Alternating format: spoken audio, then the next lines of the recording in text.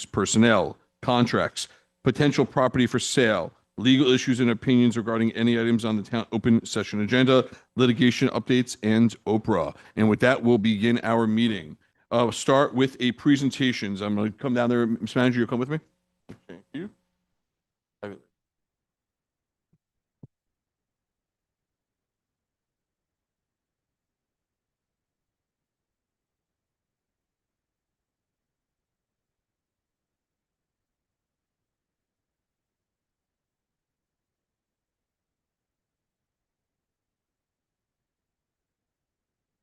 Okay, thank you very much, folks. We're going to be talking about the incident that occurred on August 14th. It was a tree incident that occurred at Churchill in Sussex. On Thursday, August 14th, 2025, at approximately 8:03 a.m., the Teaneck Police Headquarters received multiple 911 calls reporting that a large tree branch had fallen on Churchill in Sussex, trapping two individuals beneath it. A Tesla was struck with two occupants, but thankfully reported no injuries. This fallen branch took down power lines that were believed to be live wires. What unfolded next was a testament of bravery, quick thinking, and the commitment of our police department, fire department, DPW, and emergency services. Sergeant Brittingham of the Teaneck Police Department observed a private tree company en route to the call, Cousins Tree Service, passed it while he was passing the intersection of Churchill and Sussex and waved the driver of the truck down to assist. Without hesitation, Alder Mesa in the tree company truck provided two chainsaws and immediately assisted to cut away branches to rescue the women trapped. Sergeant Morena utilized the second chainsaw to assist the rescue efforts. Several officers aided in lifting off the branches and bringing the women to safety and immediate medical attention. Our Teaneck Fire Department arrived on scene to assist with any and all medical and emergency services needed. Our DPW tree department was also on scene to quickly remove tree debris and branches from the roadway, so next steps for tree removal by the property owner could be arranged. Today, we pause to honor these individuals for their courage and selflessness in the face of a tragic situation. The quick action of Cousins Tree Service, the Teaneck Police Department, Teaneck Fire Department, and the DPW reflect the very best of what it means to serve, protect, and to care for others. I would also like to extend our gratitude to TVAC, the Holy Name paramedics in Bergen et Sala, that were also a great assistance to the victims of this tree incident. With that, we'd like to call up the following members of the Teaneck Police Department in recognition of their leadership, selfless teamwork, and heroism. Sergeant Brittingham, Sergeant Morena, Sergeant Ramirez, Lieutenant Antonori, Lieutenant D'Alessio, right here, and Officers Scoofus, Rosen, and Pellegrino. Scoofus. From our DPW, I'd also like to recognize the following employees who assisted with quick action to remove the destruction from the roadway as quickly as possible. DPW Superintendent Michael Sarabikian. Michael, MGS, he's here. Tree Department Supervisor Edward Javier. And that's easier. Luis Rodriguez. Lester Autry. Oh, sorry, the following are not here, actually. I apologize. Luis Rodriguez is not here. Lester Autry, Leonardo Blanco Vasquez, Brian Flynn, Keenan Tucker, and John Urban, who are unable to join us. And representing our Teaneck Fire Department for their ever-ready response to all our Teaneck residents, Chief Burchell, please come up and accept a certificate. In closing, it is important to be reminded that true heroes are those that run towards danger when others cannot. Today, we recognize these individuals not only for what they did on August 14th, but also for their character, courage, commitment to Teaneck. We are very fortunate, and we thank you. We continue to pray for the two victims and their speedy recovery in the coming weeks. Thank you.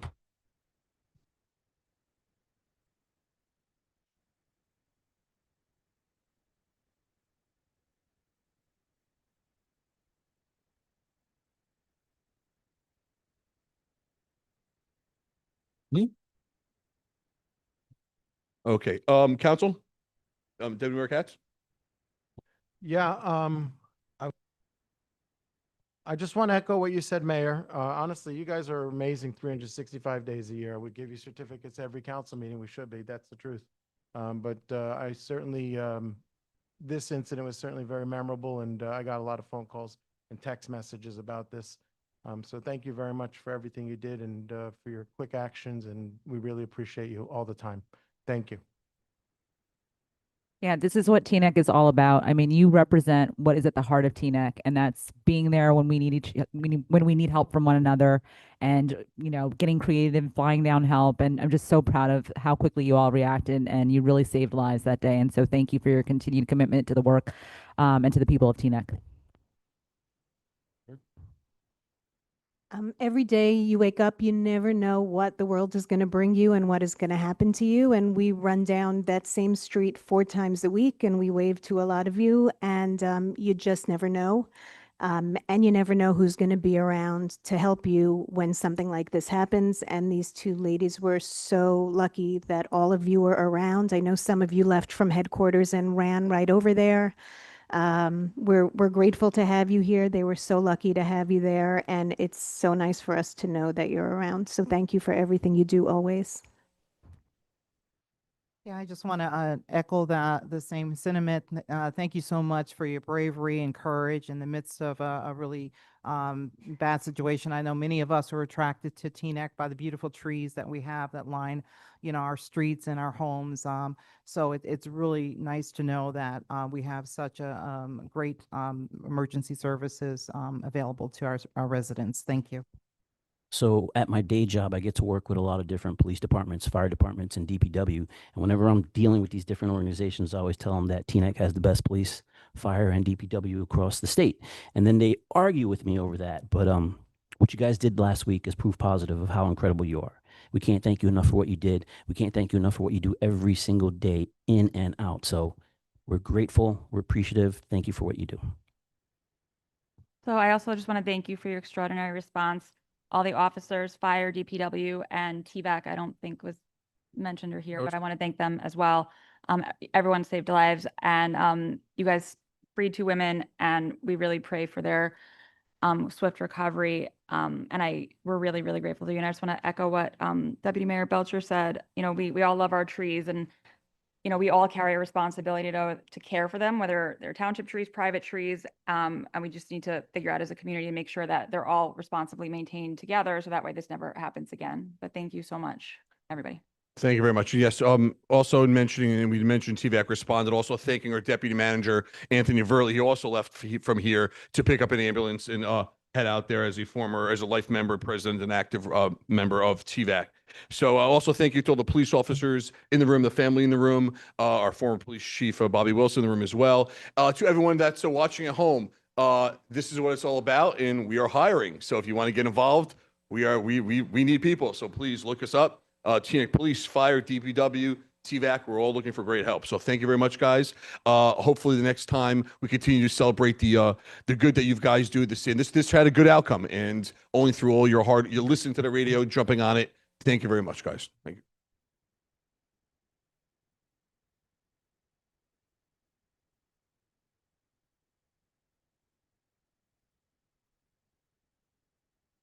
And let's do a picture. And we'll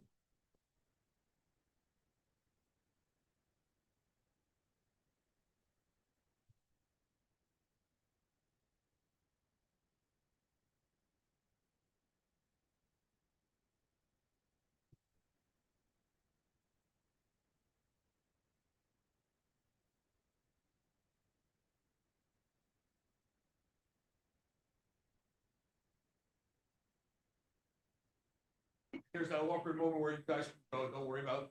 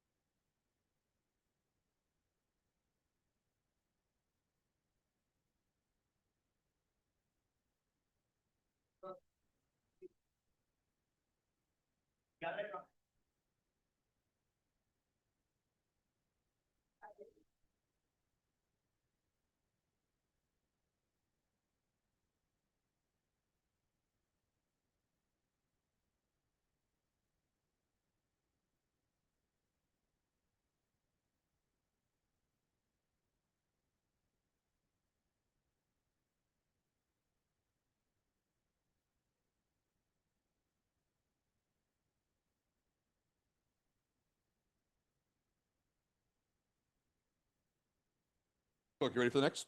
Okay, next up is going to be a Fit Teaneck Youth presentation. Mr. Rosewood, come up and introduce yourself. This will be a presentation about 6-7 minutes about, and we'll look for some nodding heads afterwards for the township to join the presentation, or you'll explain what we're looking to do. Here's So what- when jump right in, start. Yes. Does this work? Okay, great. Hello and good evening. My name is Gabe Rosenbluth, and I'm a rising sophomore at Torr Academy, Bergen County High School in Teaneck. I would like to thank Mayor Schwartz and the council for taking the time to listen to my presentation tonight. All right. Healthy Teaneck 2025, my proposal for community wellness. All right, next slide. Christy's not working the slides. All today. good, all good. Yeah. So, a little about me. I have a strong interest in fitness and wellness, and I would like to share my passion with the Teaneck community. Here's some of the activities I've done reflecting this interest. Next slide. The New Jersey Mayor's Wellness Campaign is a statewide health initiative launched in 2006. Of the 565 municipalities in New Jersey, 435 have joined so far. However, Teaneck has not yet done so for the 2025 season. The township had participated in the 2023 season. Teaneck incurs no cost to join the campaign. The program provides evidence-based tools for mayors and community leaders to create fitness programs that promote healthier lifestyles and improve community wellness as a whole. The campaign is led by the New Jersey Healthcare Quality Institute, or NJHCQI, and the New Jersey State League of Municipalities. I have attached the link to the complete MWC brochure, which goes into greater detail about the campaign. Next slide. As a member of the MWC, Teaneck would be eligible to apply for a mental health grant from the State of New Jersey's Quality Institute. The NJHCQI awards grants up to $15,000. Oh, that's...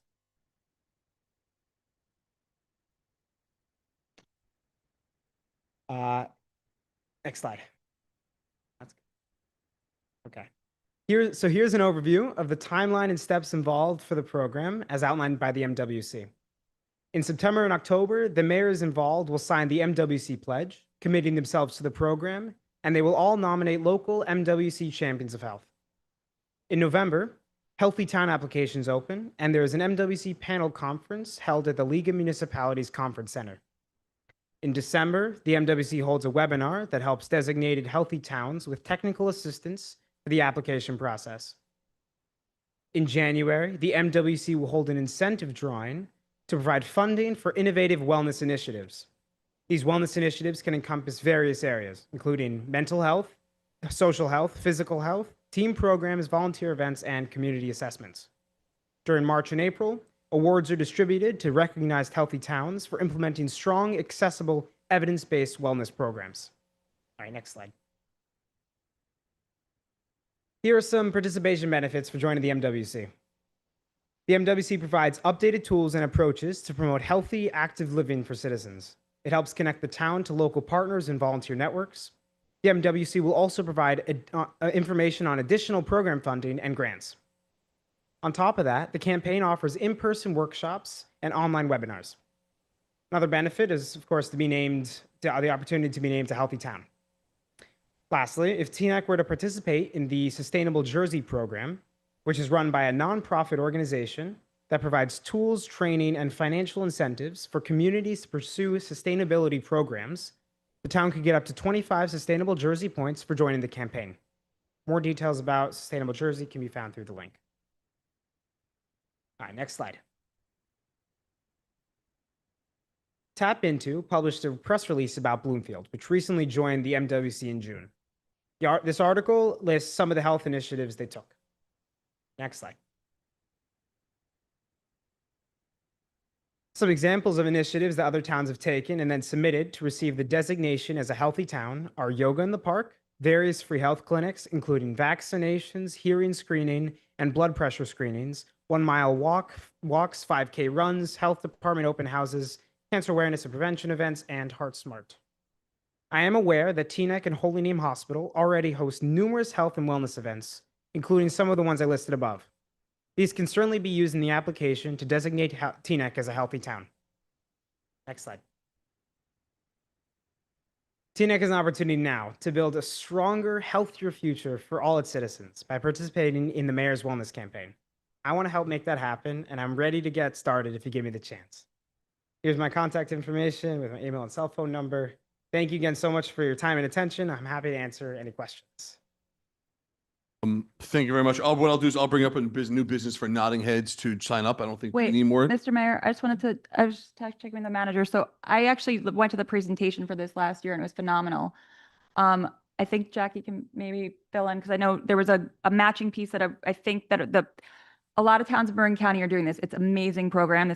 I'm very excited, but we were looking to see if we can get Holy Name to work together. So do you remember where we left off on that? I think it was too late in the year that we were going to re-explore. At the point when we were looking into it, so we didn't, get fully into it. But yes. But I don't remember what the other half was, but it might be worth looking into. But it was amazing. It was amazing. Excellent. Okay, so we've got our nodding heads, so we'll go ahead and start the process. And thank you very much for the presentation. Can we put that, distribute that to the council? Was that? Yes, presentation. Perfect. I'll make sure everyone gets it. I'll also include it in the minutes. Mr. Mayor, can I just Yes. quickly say, like, Sure. fantastic job to come up here as a rising sophomore and present to all of us and quickly have all of us nod our heads in support. Like, that was amazing. So just shout out to you, shout out to your parents. Great job. Really proud of you. Thank you so Yes. much. Thank you. Okay. With that, we'll jump into our work session items. And if you want to leave, you can leave as well. That's just we're gonna skip the awkwardness. Also, Okay. you should challenge the mayor to a race since you Yeah. mentioned that. He does double dutch too. Double dip, yeah, and push-ups. We'll do some push-ups. Okay, miscellaneous. Old business. This new business item we just did. Anybody else for new business? Communications. And I do realize many boards did not meet these last few weeks. So we'll jump into committee reports by council liaisons. If there's anyone, we'll start with the budget subcommittee to add in additional budget meetings. I believe Deputy Mayor Organ, that was on you? No? Mr. Belcher, I'm sorry, I apologize. Deputy Mayor Belcher. Yeah, so we just basically, one of the recommendations that we had was that we wanted to start budget season a little bit earlier than waiting to the new year, essentially. So we feel that we're facing some serious decisions to be made, and the early bird is the one that we want to be in terms of really addressing it. So, Mr. Mayor, I'd like to recommend that we start as early as September. Excellent. Yeah, Excellent. to begin our budget subcommittee. Are they going to be workshop meetings? Isn't that what the motion you made? I think that was the yeah. Yeah, we had said that we were going to do some workshop meetings, at So least one Can to we get schedule started. a workop for like September before the? Yeah, I think would that's say what that- your motion was. Right, but then workshop meetings, and then we're going to, of course, have, our subcommittee meetings are open as well. So do we have dates? Do we So- want? We'll pull out our calendar. The dates are going to be a little bit limited at the end of September, but in reality, they go from the 2nd of September through and including the 18th is pretty much all that is available in September. If you want to look at your calendars, or do this is for an open workshop of meeting of the council. Maybe- I'll start the bidding at when our council meeting is on the 9th. I can do we can state if we stick to the regular Tuesday, 2nd or the 16th. That works. When is our second meeting in September? The second meeting in September is something we actually should talk about The because 30th. we'll talk about that. The 30th, it's the day before Yom Kippur. I know I'm going to be out of town, though available to Zoom in. Let's just book this one first. Second or the The 16th or the 23rd? oh. No, it's not. We said it's only available through the 2nd through the 18th. So the 2nd or the 16th or the open Tuesdays. I'm good with the 16th. 16th works. 16th? Yeah. Mhm. 16th I'm works. just Okay. warning you, there are a lot of back to school nights that week or that month. So I may or may not be available. But I'll That's a keep you good posted. excuse if you want to miss back to school for this. I'm just going to let you know. I use that. Yeah. 16th works. Okay, let's book that. Do we want to look at October and November? To at least get it on the calendar? Hmm? Maybe So we we can't want to do do the 30th? anything of anything for October and November, or we just want to keep them? nothing on October. Okay, yeah.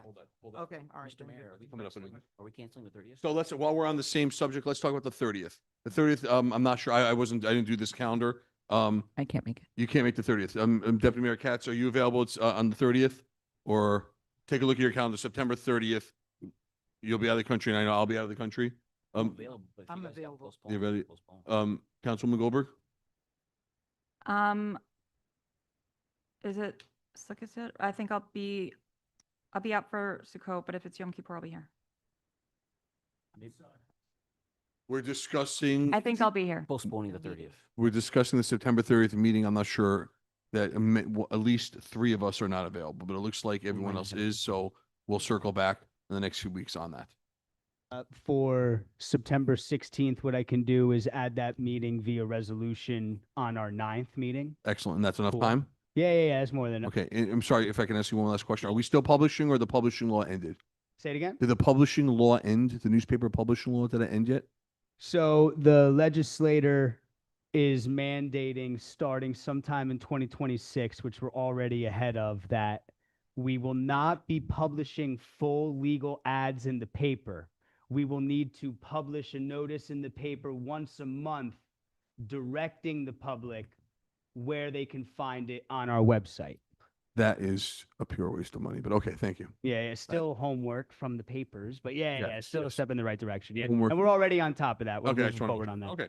All right, cool. Excuse me, Mr. Clerk, if the budget meeting for the 16th is a workshop meeting, would it be held here or should we would hear? It's here, Okay, we yeah. want to hear. So yeah, it'll be a workshop meeting specifically to discuss the budget. Yes. Cool.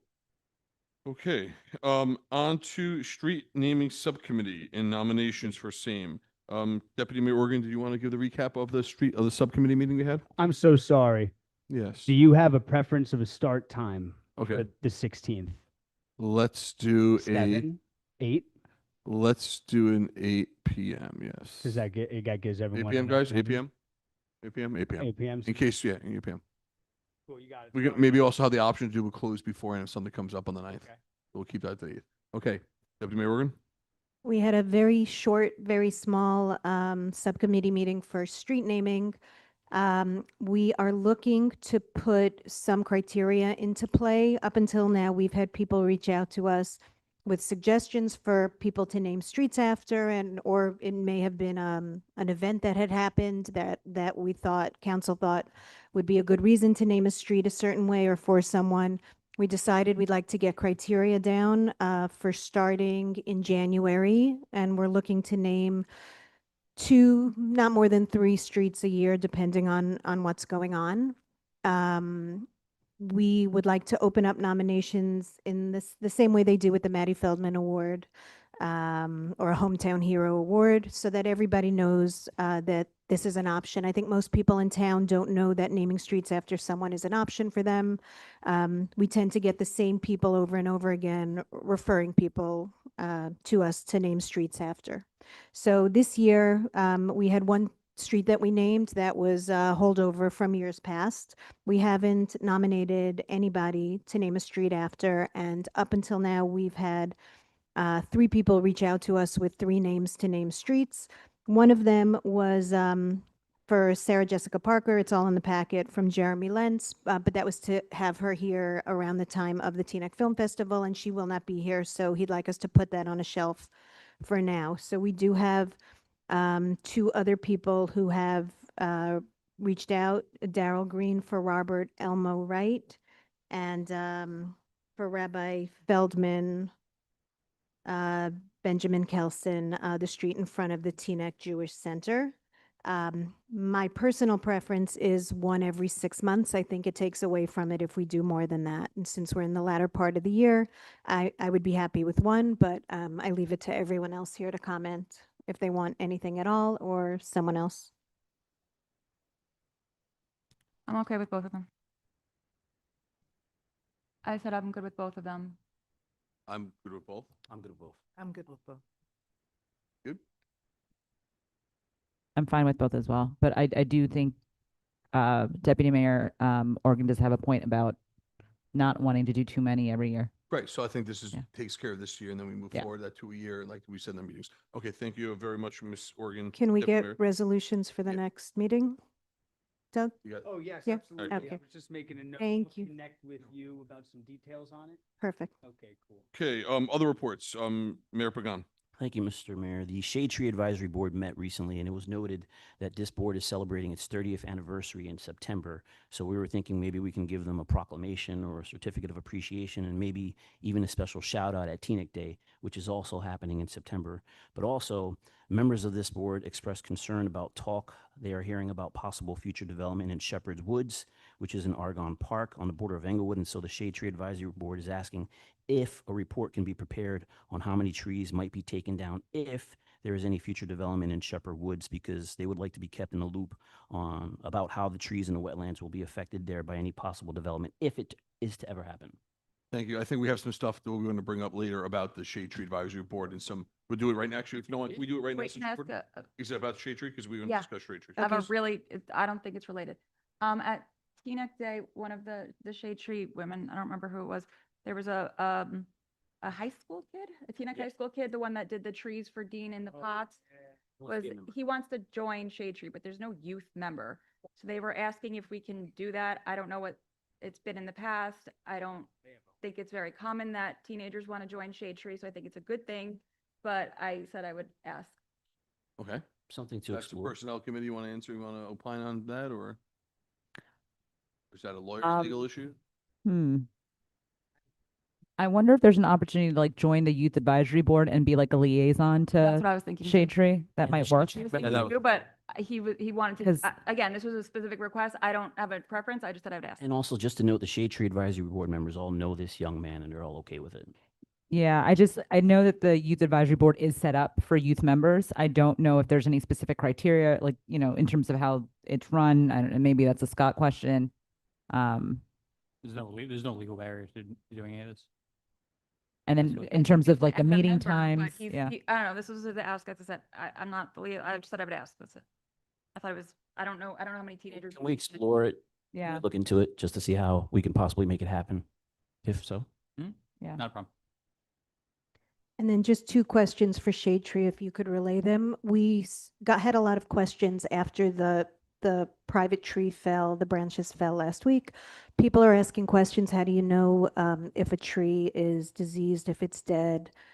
Is there anything that you can do? So I was wondering if we could get a report from them on that. It might make people feel They would love little to provide safer. a report, and maybe even a brief presentation, because they love talking about this. sort of Great. thing. And the second thing was lantern flies. I had spoken to Nancy at National Night Out, and she showed me her presentation for it, which is great if you're at a table, but if she could write something up for everybody, if they could come to a consensus on Yeah, how they to actually treat have that. something, because Summer Beacon helped them with that.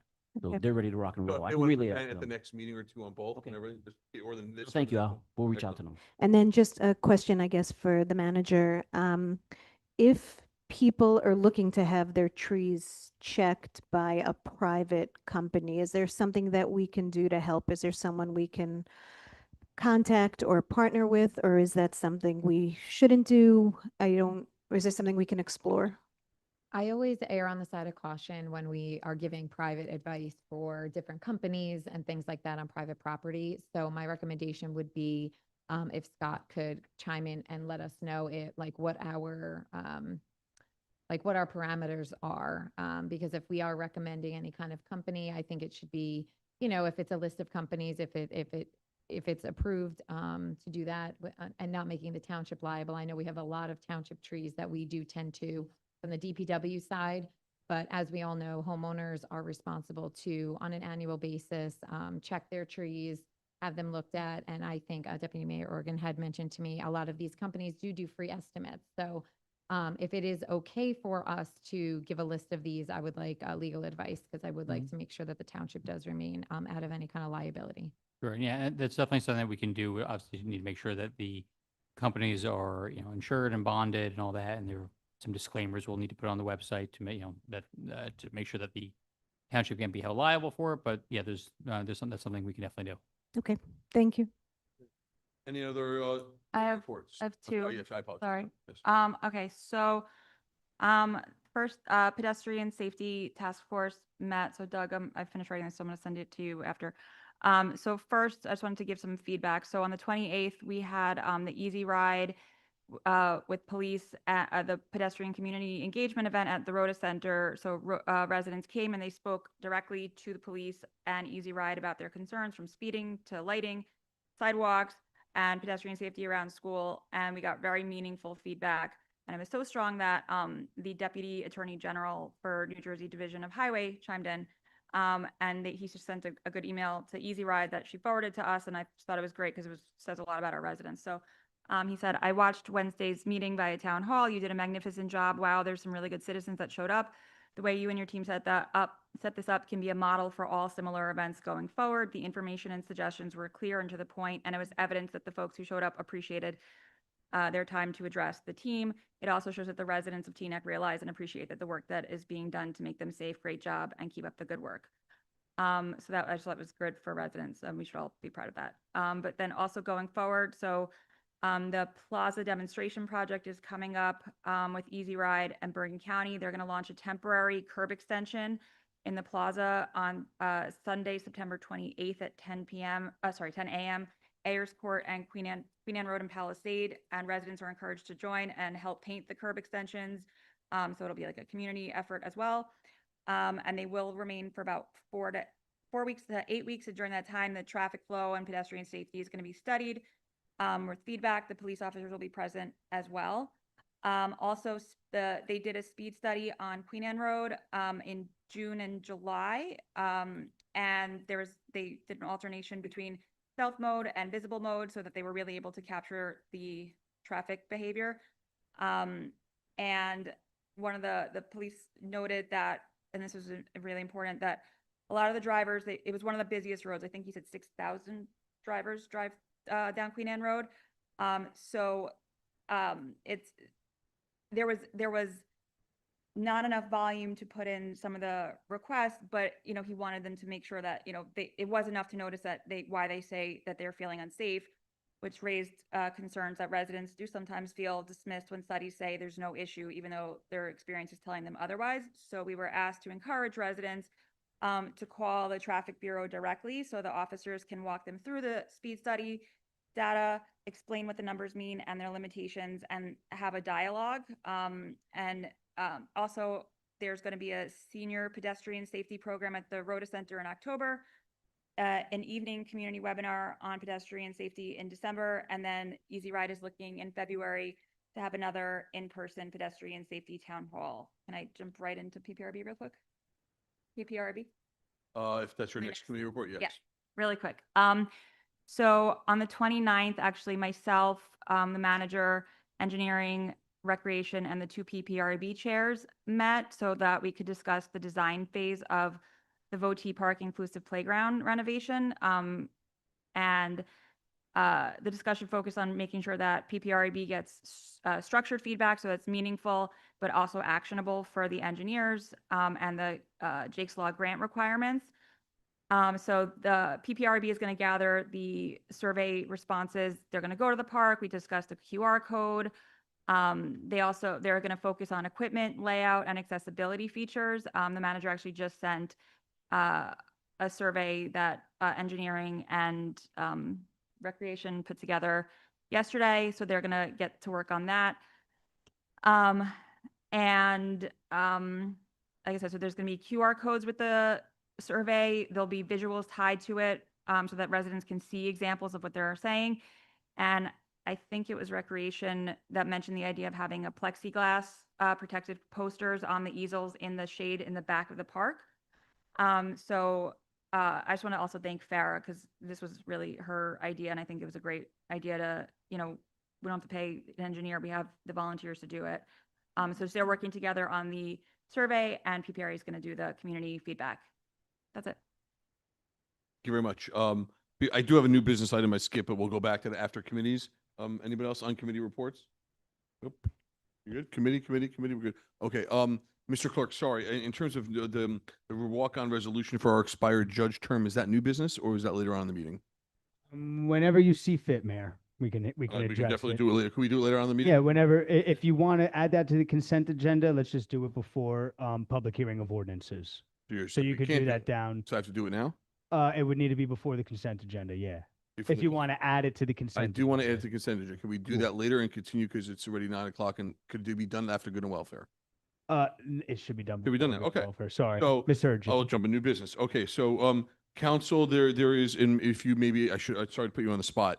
We have we have two judges in town, and then we have an alternate judge. Our two judges are Judge Erica Youngblood and our judge and his first name Giuseppe Randazzo. Those terms are not up.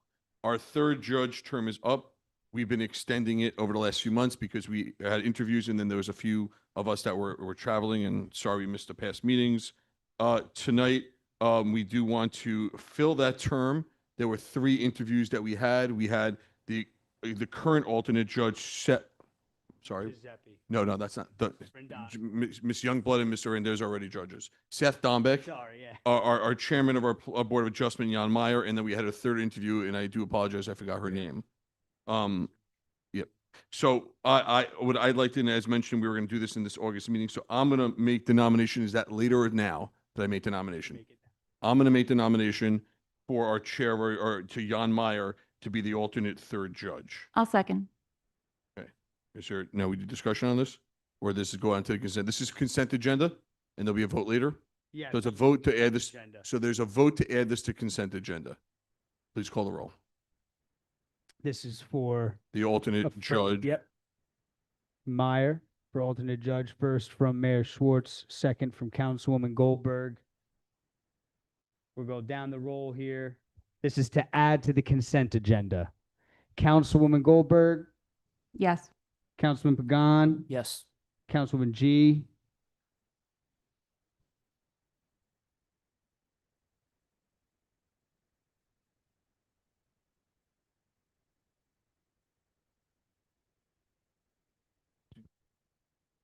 Yes. Councilman Katz, Deputy Mayor Belcher, Yes. Deputy Mayor Organ, Yes. Mayor Schwartz. Yes. We'll add that to the consent agenda as resolution number 243-2025. Council listed items. Financial Advisory Board and our resolution for the 400th anniversary of the enslaved Africans. Deputy Mayor on Advisory Board.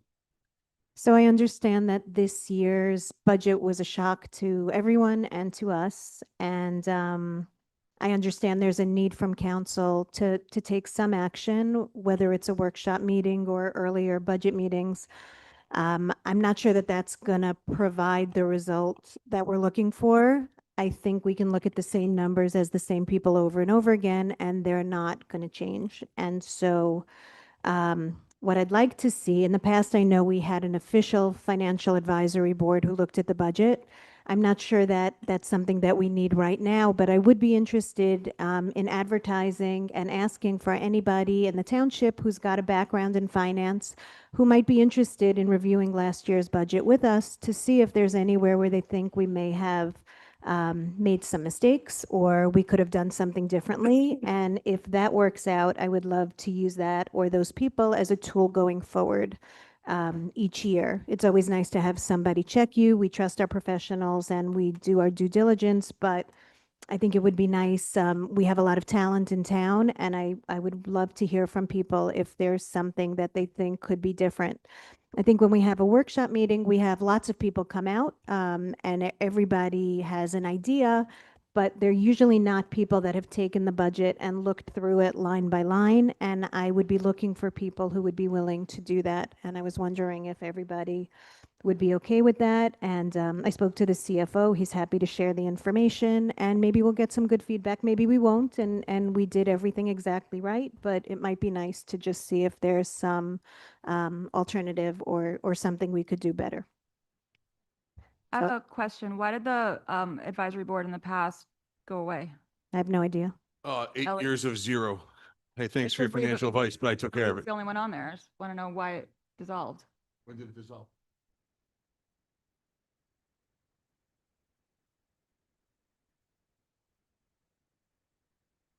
No, it was dissolved. I believe it was 2013 or 2014 when it was resolved.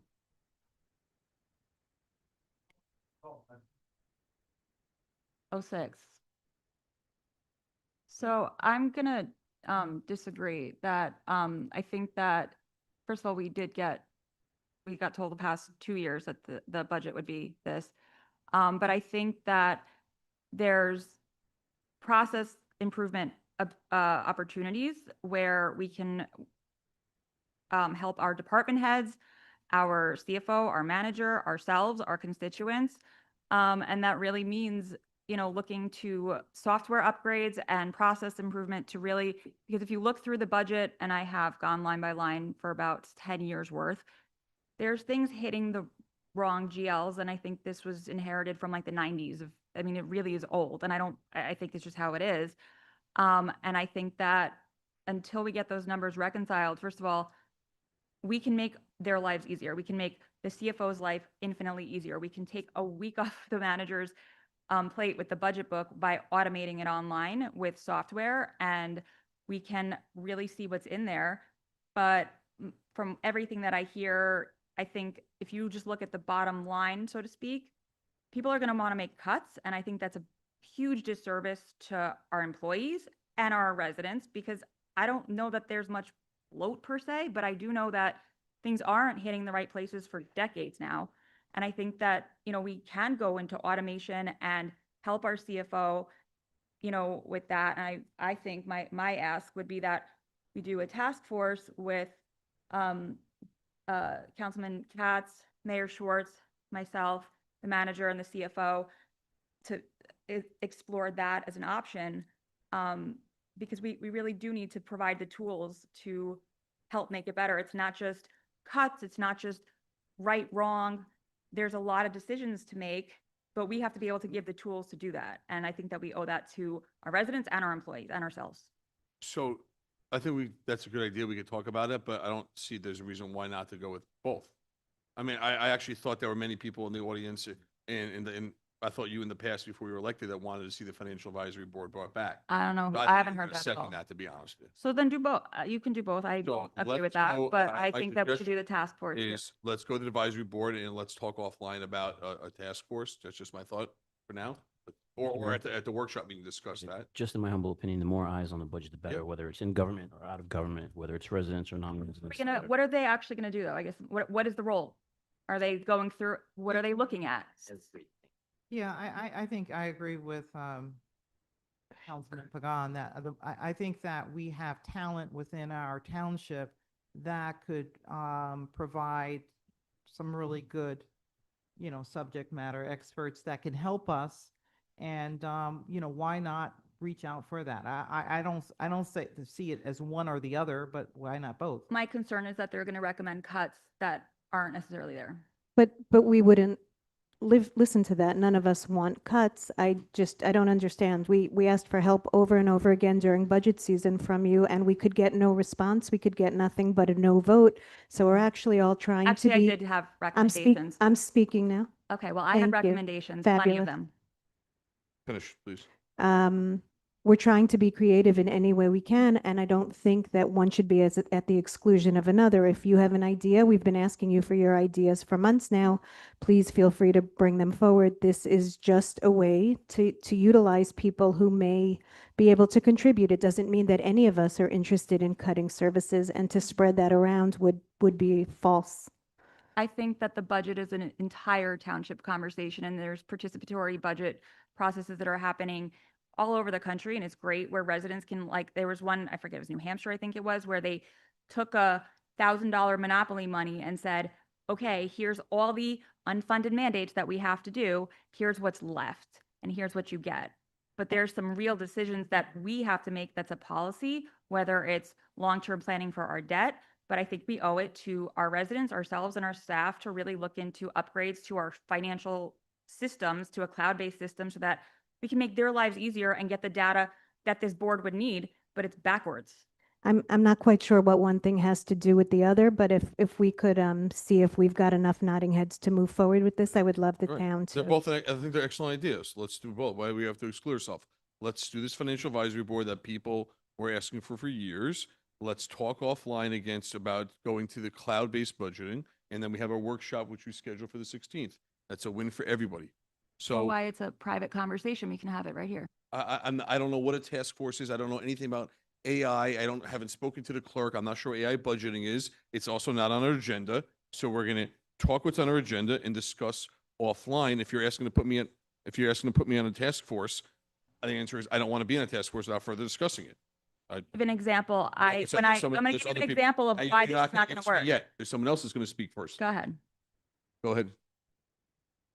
Yes.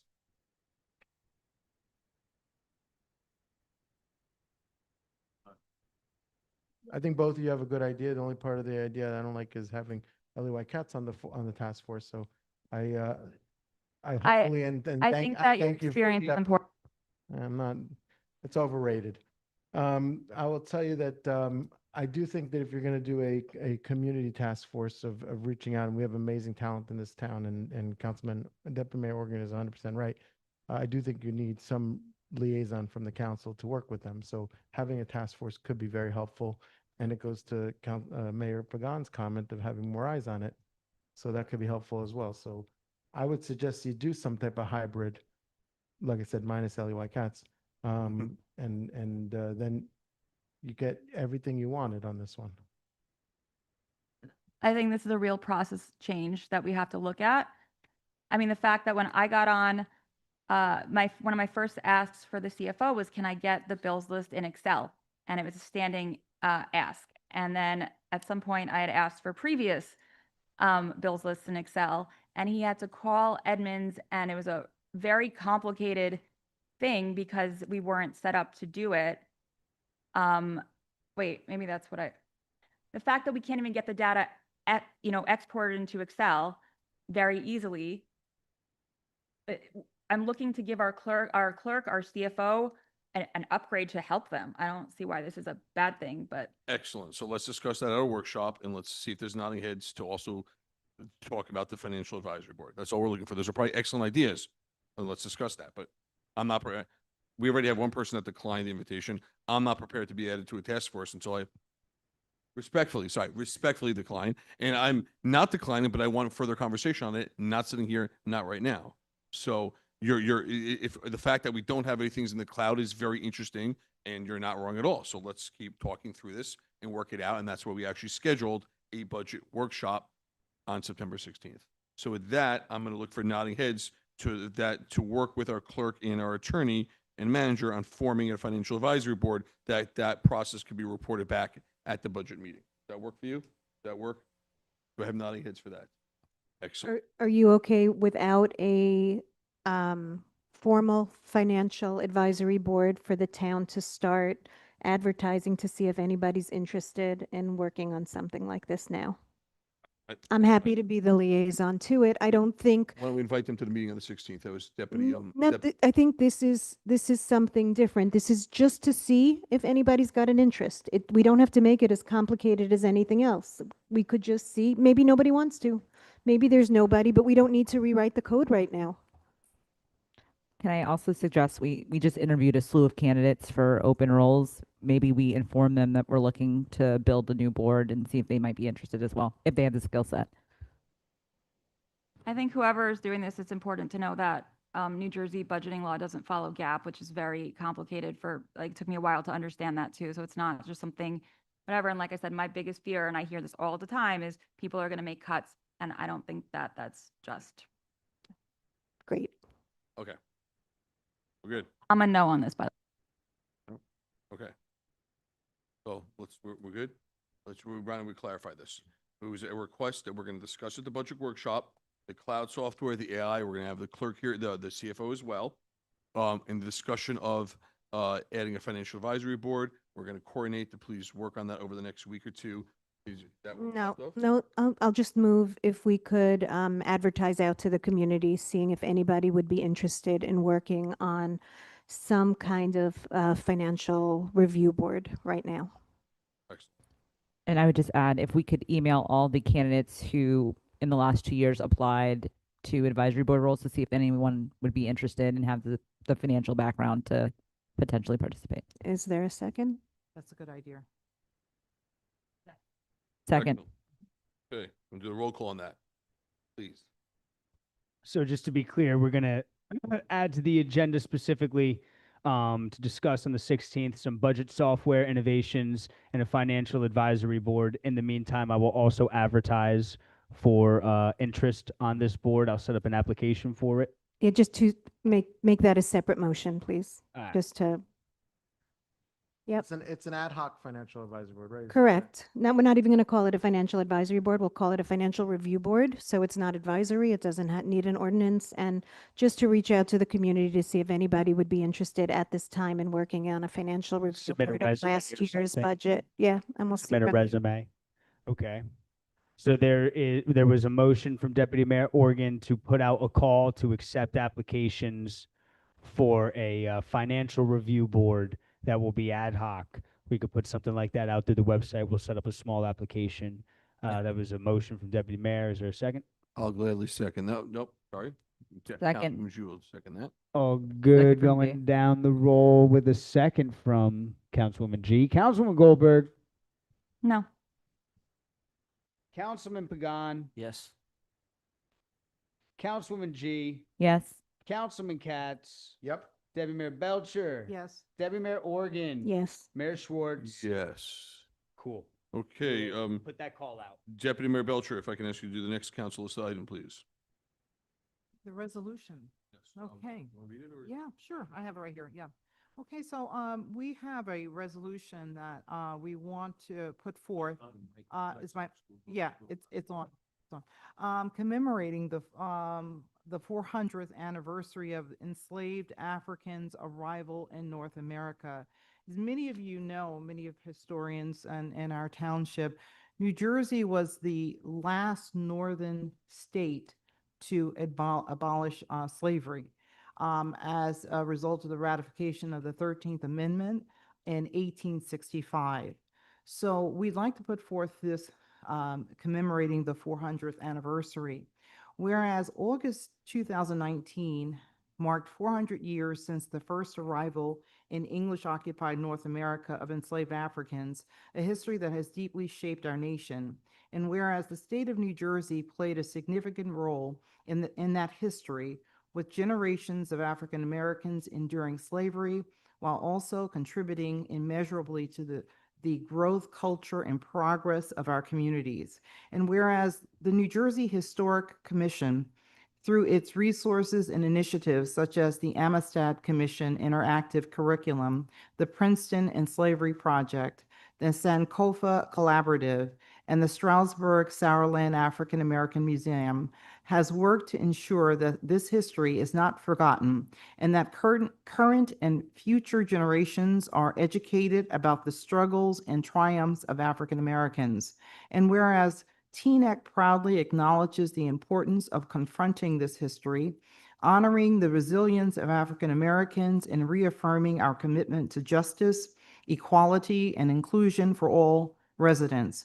And whereas TNEC pays tribute in honor of the enslaved people who endured the hardship of slavery imposed upon them in this township, the historic burial ground on Pomander Walk is given recognition as the hallowed ground of enslaved people in TNEC. The township also recognizes its use of the slave cabin that served as the first TNEC library. Whereas the historic information will be published on the township website. In addition, TNEC will submit this history to the Martin Luther King Jr. Commemorative Commission in support of their efforts to record historic sites and museums in New Jersey. And now, therefore, be it resolved that the TNEC Township Council hereby recognizes and commends the ongoing efforts of educators, historians, community leaders, and institutions across New Jersey who work diligently to preserve and share the history of slavery and freedom of our state. And be it further resolved that the resolution is presented as a testament to the Township of TNEC's dedication to acknowledging the past, educating the present, and inspiring a more equitable future. Second. And just, sorry, this is to list Mr. Clerk, I'm sorry, the usual question is, To the consent agenda, that was a motion from Deputy Mayor Melcher and a second from Councilwoman G. This would add it to the consent agenda as 244-2025. Councilman Goldberg. I'm a yes. I have a question after though about the library real quick with this. Sorry, but I'm a yes. Councilman Pagan. Yes. Councilwoman G. Yes. Councilman Katz. Deputy Mayor Belcher. Yes. Deputy Mayor Organ. Yes. Mayor Schwartz. yes. Yes. On the consent. Can I just ask a really quick question? I think, I don't know who actually could answer this. So if the libraries, had, was a slave cabin, is it a historical site? Is it listed? I mean, I'm just curious. It's not the current library. It's where the library was Yeah, before. Right. It was a cabin that was sold and the revenue that was received from it was used to build the library. Got it. Mhm. Thank you. Thank you. Township Manager. Thank you, Mayor, and good evening, Council and Township residents. Friendly reminder that Movies Under the Stars will offer one more movie on August 26th at the Voti Park Bandshell. Showtime is 7:45 p.m. Please bring a blanket or lawn chair for your comfort. Free popcorn will be served. To date, our composters have diverted over 4,000 pounds of material from landfill. Neighborhood compost plans to be at Teaneck Day with 3 64-gallon totes of compost for our current participants. They will also share facts about composting. We are currently working on details for expanding the program at around November 1st. We will have future details on how we will roll that out for November. Teaneck Day is quickly approaching, the weekend of September 6th and 7th, with a rain date of the weekend of September 14th and 15th. We have many things scheduled for a fun day for your family and friends. Some attractions will include music by the 5-0 Band, surf simulator, a trackless fire truck, photo booth, character meet and greet, a live wrestling match at the Sportsplex at 6 p.m., and fireworks at dusk. The Teaneck Community Pool has about 3,000 registered members, and we are winding down a very successful first season. We have taken notes on all of our community feedback and will be organizing our upgrades for next season. Our pedestrian safety initiative continues. As Councilwoman Goldberg mentioned, we do have a demo project scheduled to include curb extensions on September 28th. Our Traffic Bureau has recommended Ayers Court, Queen Anne Road, and Palisade Avenue for this project. The curb extensions will be in place for a minimum of 4 weeks and maximum of 8 weeks, and we will be utilizing surveys to receive feedback on the effectiveness. In addition, we are working with the Senior Citizen Advisory Board for a Senior Citizen Pedestrian Safety Seminar on September 30th at 12:30 p.m. This will require pre-registration, so a flyer will be posted for your convenience. Teaneck Road repaving project began yesterday from Cedar Lane to DeGraw Avenue. This is a county project that is scheduled for concrete work this week, and then milling and paving will be completed by August 29th. This is all weather permitting, and the schedule is subject to change. Please plan alternate route for next week as traffic patterns will be affected. I will continue to keep you updated via Nixle, social media, and robocall as needed. Our next shredding event is scheduled for September 20th from 9 a.m. to 1 p.m. or until the truck is full at our Township Hall parking lot. The Township, along with Cedar Lane Management Group, will be hosting the Teaneck Tailgate on September 28th from 12:30 p.m. to 7:30 p.m. This event will be located on Cedar Lane from American Legion Drive to Elm Avenue and will feature a beer garden, vendors, music, food, and family fun. The Senior Citizen Prom event is officially scheduled for May 14th at the Glen Point Marriott. Sponsorship efforts are now underway. Please be advised that our 9/11 ceremony will take place on September 11th at Township Hall at 8:30 a.m. All are welcome to attend. For our project updates, our greenhouse progress, we recently met with the Garden Club to discuss the specifics of our prefab greenhouse project. We have decided to wait until the spring so we can secure a contractor for the foundation that is needed for our new structure. In addition, we need some additional funding to ensure we can include all the amenities that we discussed. The project will conclude, and I will continue to keep you updated on our next steps in future council meetings. Herrick Park had a ribbon cutting ceremony this evening. The parking area and surrounding areas will be resurfaced in the near future. We are also exploring areas to install benches with some punch list items that are also going to be looked into over the coming months. Bike lane improvements, paving is now complete, and we are also addressing some punch list items for this project as well. Argonne Park Tennis Court, the contractor is painting the courts this week, and we are scheduled to open at the end of August. Andreas Park Pickleball Courts, we are still exploring the lighting options with our township engineer, but I will keep you fully updated. The Bell Ave Drainage Project pre-construction meeting was held August 7th, and the construction is due to start on August 25th. Sagamore Park will prepare for closure this week and will remain closed for 2 to 3 months. Once the detention tank is installed, the contractor will mill and pave Bell Avenue from Beatrice to Sagamore Avenue. Press release and Nixle messaging are forthcoming. The Bell Avenue Rain Gardens are still in the final review phase. Our 2024 road repaving project is underway. As a reminder, the list of streets is posted on our website under the Projects tab on the front page of our website. Maple Avenue improvements, the pre-construction meeting took place on July 29th, and construction is expected to begin in September. Phelps Park splash pad design is completed, and we are going out to bid soon. Some additional updates I have for Sussex Road, stanchions have been moved to the roadway, and speed bumps and speed humps are not recommended for the roadway.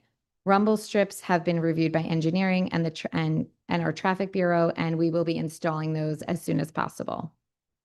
We have also ordered radar speed signs for Hillside Avenue and Winthrop Road because these roads have been recommended based on traffic studies done by our traffic bureau as well. West Englewood Avenue between River Road and Windsor Road has now been changed from 35 miles per hour to 25 miles per hour. Our cable TV access has now been also restored for council meetings. Please remember to sign up for township alerts on the front of our website, and wishing all of our TNEX students a great start to the upcoming school year and have a great Labor Day weekend. That's all I have for you, Mayor. Thank you very much. Before I actually didn't hear anything you said except for Sagamore starting. I stopped at the end of this. That's all I need to hear for tonight. So I'm going to make a motion to adjourn the meeting. Thank you, Mr. Mayor. I just want to say thank you to our manager, our clerk, and Ron, and everybody at Town Hall who helped fix Channel 77 and 47, because wherever I go in town, especially at the Rota Center, I would bump into older adults who prefer to still watch it on cable TV as opposed to Zoom. So thank you all. Okay. Can you just repeat the date of the night out on Cedar Lane? The Oh, yeah. The TNEC tailgate? yeah, that. Yeah, that's September 28th from 12:30 to 7:30 p.m. Thank you. Okay, thank you. And I'd be remiss if we had a question that was unable to be answered about a year and a half ago, which was what is the town going to do without manager Dean Kaczynski? So I just want to wish a happy 1-year anniversary to our township manager, Jacqueline Ashford. Thank you, Mayor. I appreciate it. You're supposed to be doing that. You forgot. Okay, Mr. Attorney. Thank you. So the only thing I have is it was a question that was raised to me by Councilwoman Goldberg. Just hang on. Yeah, by Councilwoman Goldberg, and Councilwoman, feel free to jump in if I'm not answering this correctly. I received a question about the swim club and the use and occupancy agreement that we have with the swim club, and I suppose how it Fees, yeah. What's that? Like who's the fees? So the fees. Okay, so the way this is set up is that the township essentially took back the property, but we are, for lack of a better phrase, I'll say leasing it out, I guess, to the swim club itself through the use and occupancy agreement. That is sort of our way of transitioning the swim club fully over to township control. As part of that, the use and occupancy agreement would otherwise allow the swim club to set things like the fees But because of the way that we structured the agreement, they're essentially giving that responsibility back to the township, specifically to Ms. Hashmat, to set those fees. And that is, it's just in their prerogative to essentially allow us or allow Ms. Hashmat to do that. I understand there's a committee essentially that is essentially working together to come up with the day-to-day things, the decisions on this, but ultimately those decisions are issued through her. I guess I'm just confused because we've always done fees by ordinance. So we did the fees for recreation in January, and the pool was taken out for both above ground and in ground, but it was in there forever. So I was just confused because, I mean, we're getting complaints about fees and affordability with it, and it's kind of falling onto us, but we didn't vote on it or have any discussion with it. So I'm very confused who's deciding what they are really. Well, those decisions ultimately come down to Jackie, but she was specifically authorized to do that by council. The council, it was pretty clearly in the contract or the use not to agreement that allowed her to do it. And so because it is the Teaneck Swim Club that is essentially authorizing her to do that by way of the use and occupancy agreement, that's why we don't have to work through any resolution or ordinance, because the only resolution that mattered or was relevant here was the one that authorized the contract that allows her to make those decisions. The swim club is authorizing the township to set the fees. We're collecting the revenue though? That is correct. Because we're back in possession of it. Okay, I'm still confused, but I don't know that I'll get it, but okay, thank you. I think the swim club is not, well, we authorize the manager to set the fees for the swim community's Yeah, pool. Is that what you're correct. saying? Yeah. Now that when you mean the swim club, you weren't referring to the old entity. No, yes, That's I'm sorry, what I we apologize. heard. The community pool, the Yeah, fees yes, this I year is what I'm asking Got about. it. Understood. Probably just want to confirm. Okay. Next, public hearing, adoption of ordinances. Mr. Clerk, can you please read the ordinance into the record before we start our hearing? With pleasure, Mayor. We have a few ordinances. We only have one ordinance, actually. Ordinance number 30-2025, establishing salary ranges and classification of positions for municipal employees in the township. Thank you very much. And this hearing is now open for anyone that wants to discuss specifically ordinance 3025 for the salary ranges and classifications of municipal employees. Anybody in the audience? Seeing no hands, do we have anyone on Zoom that wants to testify to this hearing? Thank you.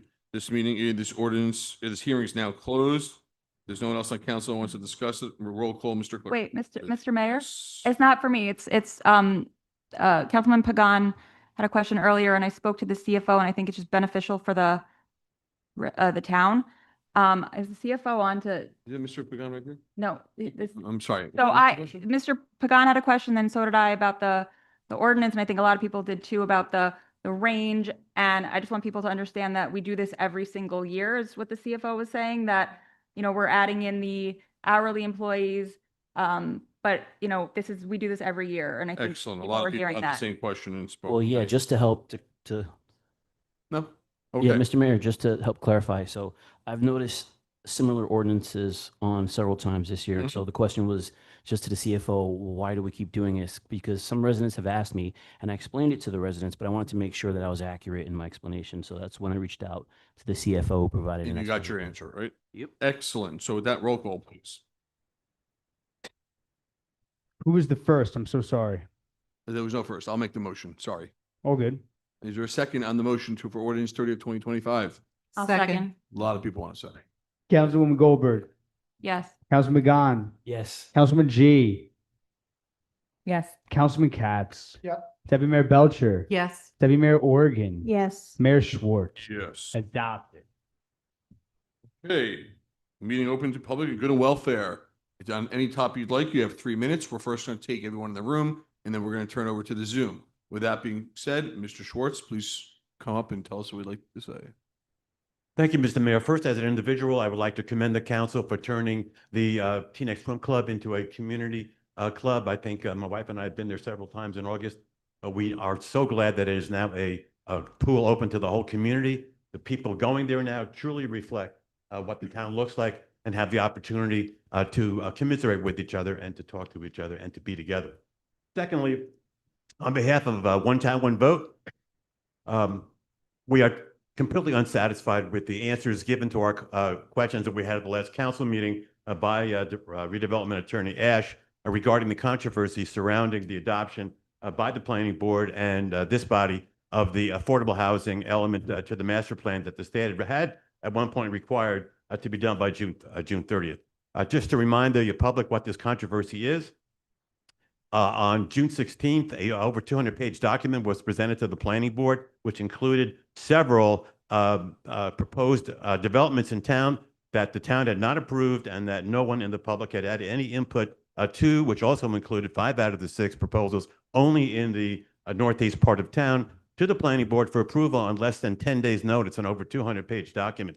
Many members, or several members of the planning board at that time, asked redevelopment attorney Ash, who was present, if they had the opportunity to amend this plan on June 16th, because it was not supposed to be filed and did not have to be filed until June 30th.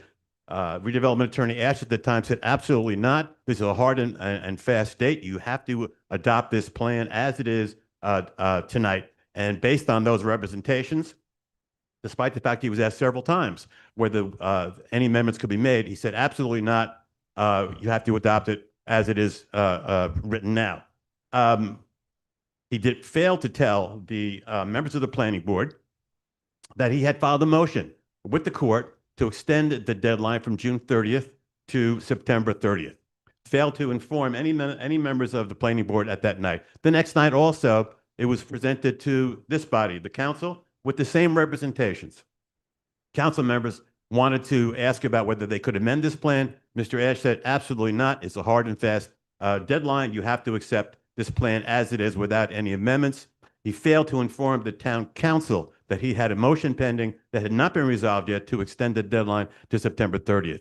2 days later, on June 19th, Mr. Ash was informed by Judge Corriston, given an order and a decision, that his motion had been partially granted and that there had been an extension granted to July 30th, some 41 days from that date. Despite that fact, Mr. Ash filed the plan as is without telling either the planning board or this body that the motion had been granted to give them a 41-day extension and possibly more to September 30th.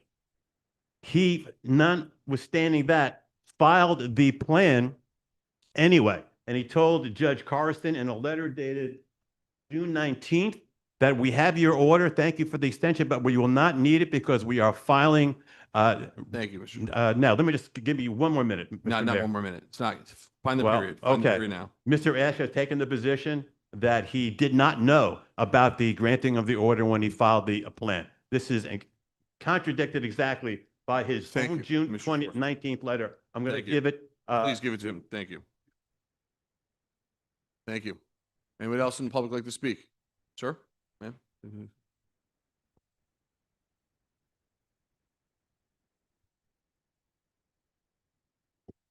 Hello, You're- my name is Sam Pasner. Yeah, so I was reading the ordinance related to noise, and as I came in, and I just had a couple of questions, I suppose, for the township attorney and for the township council. Again, I'm not a lawyer, but when I read this, I had a lot of questions based on how and in what cases this could be enforceable. So I looked up the decibel limits that are presented on the weighted A level sound for this ordinance, and they said to be at the level of ordinary conversations. So I was wondering, if I'm walking outside at night or even during the day and my dog barks or I'm playing a video loudly, can I be found in violation of this ordinance? I understand that this ordinance specifically exempts in one of its sections a clause for the unamplified human voice relating to when it relates to the state law exemptions on this matter, but it doesn't seem to prevent regular use and regular reasons why I might be outside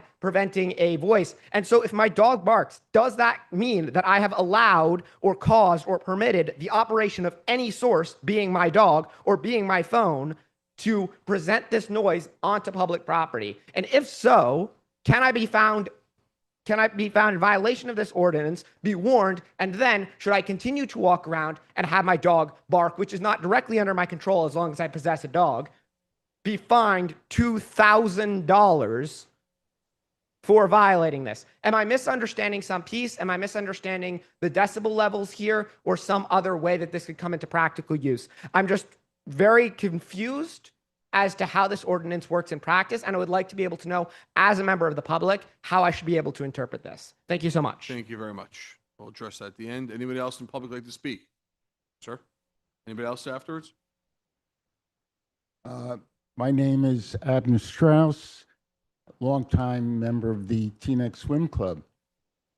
I'm hoping that each one of you have had a chance to visit the club and see it in its new means of operation. It's glorious. I urge anybody who hasn't visited, do it before the end of the season. When you see those kids in that pool, it is spectacular, and the families and all the new people. And I urge the council to very seriously consider whatever action is necessary to ensure that this glorious place is protected for all the coming generations who will enjoy it. Thank you for your work on that matter. Thank you, Mr. Strauss. Dr. Powers.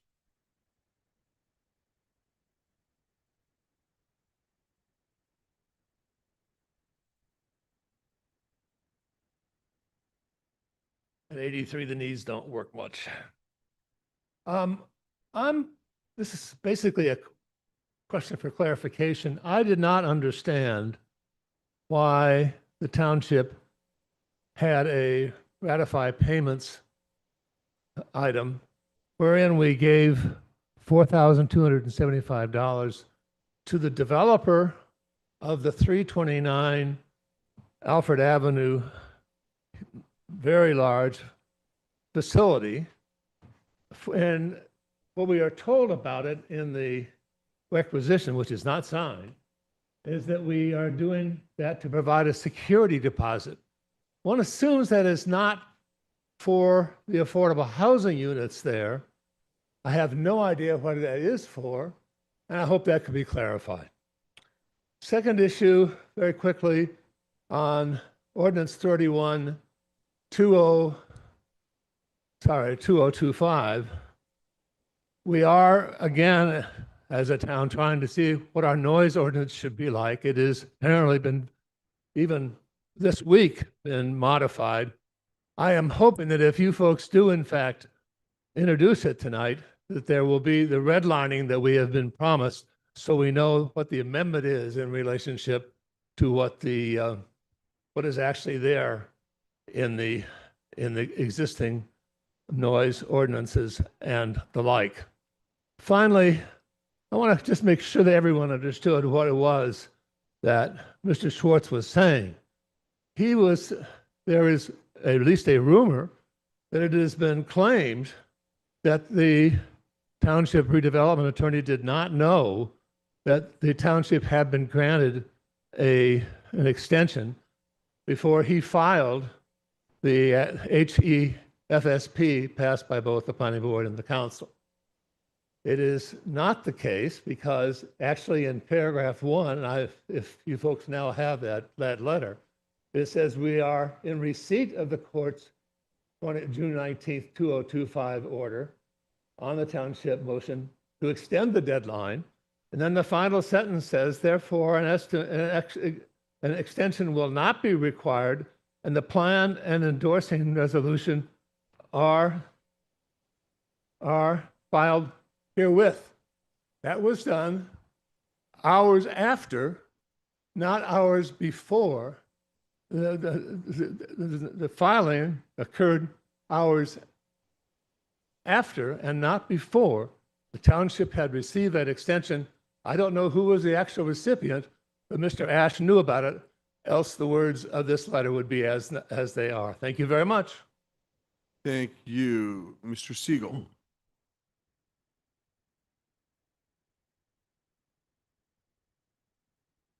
We're in good and welfare now, right? Are. Okay, I was in the men's room. My name is Rich Siegel.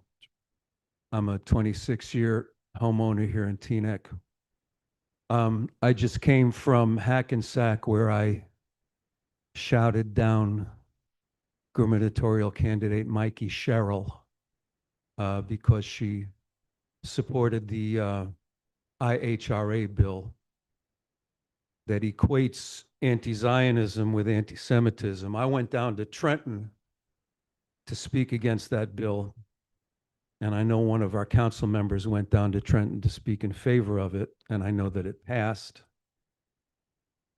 It's simply a factually incorrect bill, and it's aimed at limiting criticism of Israel. So we're watching the erasure of our right to free speech in order to protect what should not be protected, which is a genocide.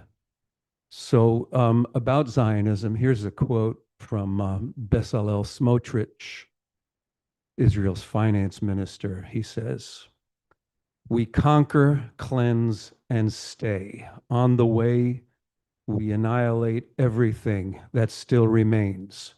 We're breaking Gaza apart, leaving it as a pile of rubble, total unprecedented destruction." And he's saying it, so obviously he's proud of it.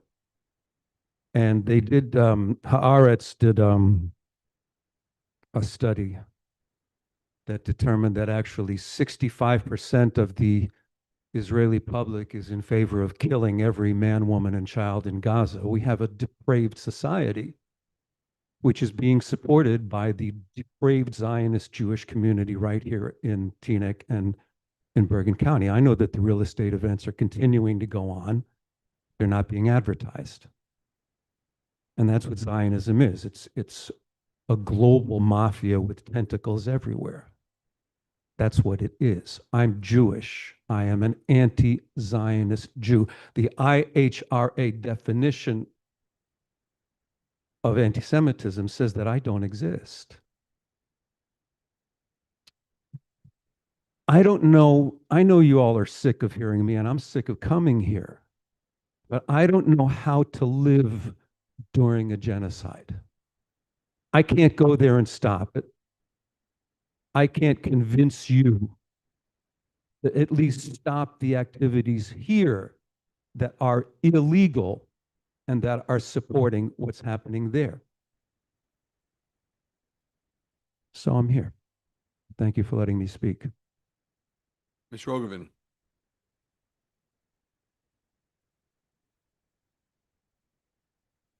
Paula Rogovan, I spoke last meeting about the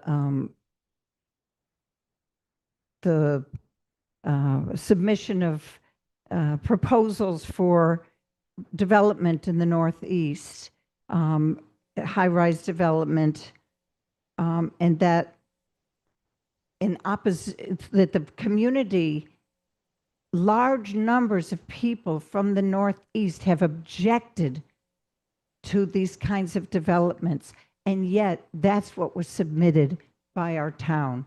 That's wrong. I said that it smacks of racism, and I say it again. But I'd like to speak about something else now. On October 7th, this is on behalf of the Teaneck Peace and Justice Vigil. On October 17th, 2023, some told us it was too soon to hold a peace vigil on our town green, often a gathering place during times of crisis. I ask, too soon? When is the right time? 1,000 killed, 2,000, 3,000, 4,000, 7,000, 8,000, now more than 62,000 people killed. UNICEF says that more than 17,000 were children. Yes, 17,000 children and more under the rubble. And now famine, a deliberate withholding of food, clean water, medicine, famine. On October 17th, 2023, we chose to gather in the town green early on in a circle, small lights, thoughtful words, then a song. All we are saying is give peace a chance. It's never too soon to say no to war. And now on August 19th, 2025, we say to the Teaneck Town Council, it's never too soon to say no to famine. It's never too soon. The Teaneck Peace and Justice Vigil calls on the Teaneck Council to pass a new resolution calling for the United States Relief and Works Agency to immediately be allowed to resume its program to provide food, medicine, and other supplies to the people of Gaza in order to avert more famine. Yes, we want the hostages and political prisoners returned. Yes, we want a ceasefire. But at this moment, it is essential that the people of the world unite to join the call for immediate humanitarian aid under the auspices of UNRWA for the people of Gaza. That is what we ask of you tonight. Anybody else in the chambers wish to speak? See no hands. Mr. Clerk, anybody on Zoom? We do. I have Margaret Baker. Bring her in. Miss Baker, you are free to unmute. Yes, Doug, can you hear me? 1 second, Miss Baker. We just got to turn you up at the mothership here. Give me a check 1, 2, Miss Baker. 1, 2. You sound great. 3 minutes. Okay, as usual, 4.5 years later, I'm still calling about the speed on Decatur Avenue, and nothing has been done. It is out of hand, and at this point, I've been asking, and I get no answer. I'm tired of it. It's time to do something. You can do something all over town, everywhere else. Put up stop signs, blinking stop sign. This is one of the busiest streets in Teaneck. This one block of Decatur. And you put that monster building across the street. And oh, by the way, personally, I think the name is misspelled. But something has to be done about the traffic, about the parking. We live here and we have to blow our horns to get out of our driveways. This parking here that you have on both sides of Decatur, it's not working. And who's suffering from it? The 3 residents who have been here. Something has to change. You said you were gonna put up the sign in regards to no parking on Decatur. That was brought up at the last meeting. Well, here it is, I'm at this meeting, and it hasn't been done. And the parking on Decatur is being done by the residents of the apartment building. So either they don't want to pay for parking, but I am not going to be inconveniently every time I get ready to leave. You blowing the horn to get out? No. You need to come out here and put up the signs that says no parking. It's out of hand. And it's getting very close to rage. So you've been forewarned.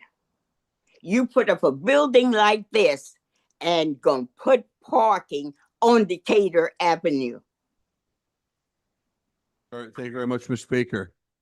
We discussed we're not doing the clapping. We're not doing clapping. Is anyone else on Zoom? Please call in. I have Rebecca Feinberg. Please unmute. You have 3 minutes. Can you hear me? Loud and clear. Great. Thank you so much. I'm very excited. I'm coming here tonight to say thank you. I'm thrilled to see that the Sagamore holding tanks are going to be breaking ground and starting next week. I just hope that they could clarify for the residents in this area. The email we received today from Ms. Hashmat talked about road paving, but none of at the end of the project, none of it clarified if we needed cars moved. Those of us who are literally right across from the park, if we need to be out of the way and have our cars on other streets and things like that. And also, I know myself and a number of the mothers in the area are asking if the closure applies only to the fields or if it also applies to the playground. And if it applies to the playground, will the playground be open during evening and weekend hours when work is not happening? And also that goes along with the redesign of the playground. I assume that the playground redesign is happening because of all the work that's being done and some of the disruption that will happen during the holding tank project. And so the question I and many of the mothers in the area have is, will there be open comment and open opportunity to participate in the planning of the new playground to make sure that it's the most productive for our community and those of us who use it on a daily basis? Thank you again. I'm thrilled to hear the holding tanks are finally going in. Is that all, Ms. Feinberg? Yes. Yes, thank you. No problem. Thank you for coming. We have Lillian Lewis. Miss Lewis, please unmute.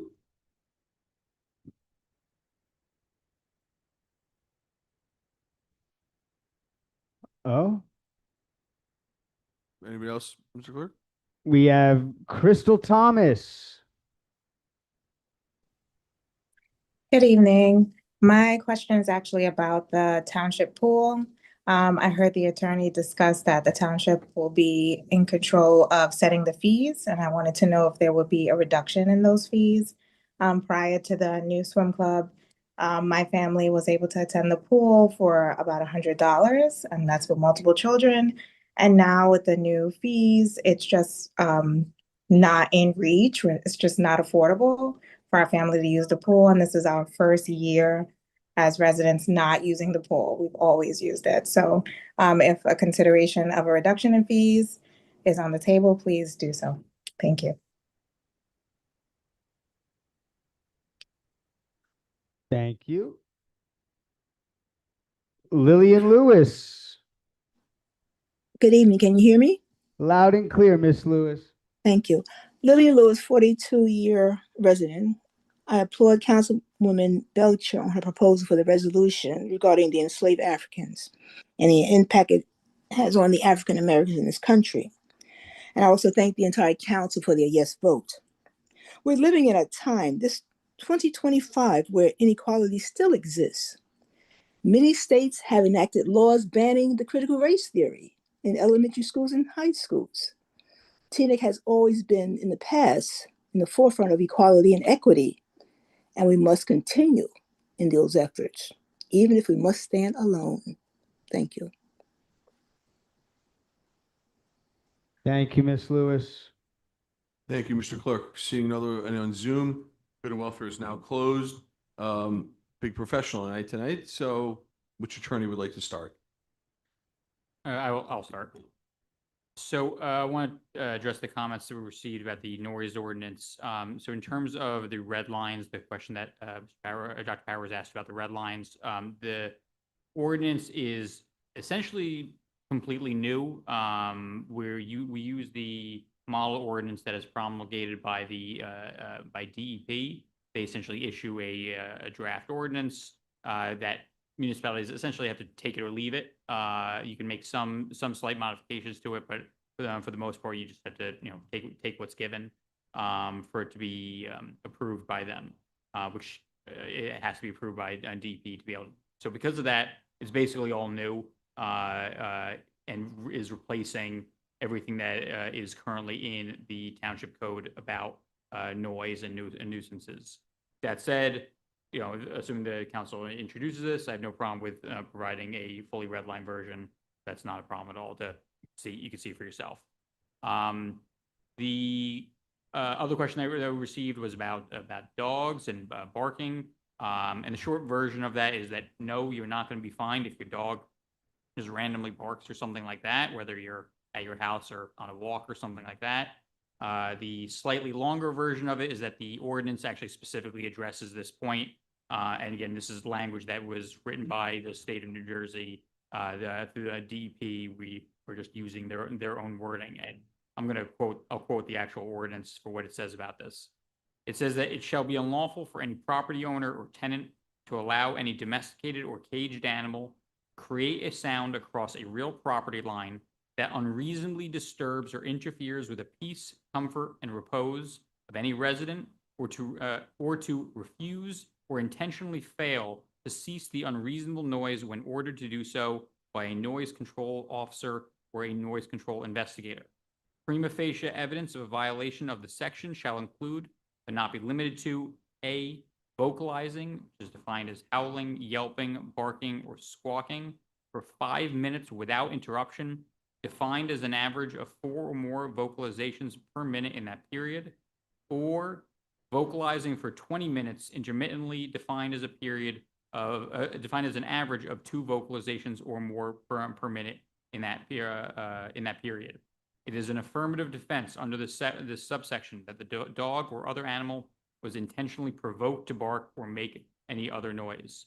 What that means is that if your dog just randomly barks, randomly yelps or something like that, then no, you're not going to be subject to a fine.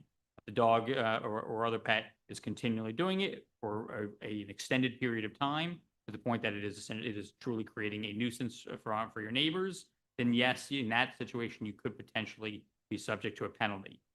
But, and there's a pretty big but, it would be considered under the ordinance to be what's called a minor violation, unless you are purposefully, recklessly, or criminally negligently refusing to try to stop your animal from doing so. So if dog's barking continuously and you are refusing to do anything about it, then yes, in that situation, that you could be subject to a penalty, which is as indicated, it's up to $2,000. That is the maximum that township is allowed to fine anyone for basically anything. It's not guaranteed to be $2,000. I just say that because that was the amount that was specifically cited. That's in the discretion of the municipal court judge. Typically, for something like this, they would do, I'll say, very small fines to start, and if it's a repeated occurrence, the fines would increase over time. But I can't even imagine a scenario that you'd actually be looking at a $2,000 fine for this, unless it was happening, every single day and you're absolutely refusing to do anything about it. But yeah, if you receive a minor violation for this, it does happen once. You essentially get a warning, and then you have an opportunity to try and fix the situation. If you don't, then you can get a penalty. So for that, I hope it helps clarify the situation a little bit. Thank you. Mr. Ash, did you have any thing to add on good and welfare? I don't, and I would refer back to my comments. Thank you very much, which I listened to after the meeting. Thank you. And those are available on the line if anyone wants to hear it. We had discussed it, his comments in relation to the Affordable Housing Planning Board and Council vote. All the minutes can be heard online. Mr. Manager, before we go into the council, did you have anything to add? Yes, I do. In regards to Decatur, I am still working with the Traffic Bureau on some solutions. I do need to still meet out there. I apologize. I am a little delayed on getting back to you on that, but I am trying to find some positive solutions for Decatur that will work both for the resident and for the township. I do want to comment that with eliminating the area with no parking, as much as that is a solution we were looking into, when we remove all of that as no parking, it does widen the road, and it does leave us in a position where we could see increased speeding on Decatur, which is something we definitely don't want to see. So I am still working with the Traffic Bureau. I have not forgotten, and I apologize for the delay. Thank you very much. Councilwoman Goldberg? Thank you. So I just wanted to very quickly, so the affordable housing law was signed by Governor Murphy, has very strict deadlines, and the failure to follow them within 48 hours results in builders' remedy lawsuits. We have a zoning subcommittee and an affordable housing subcommittee to address the timeline of the bill.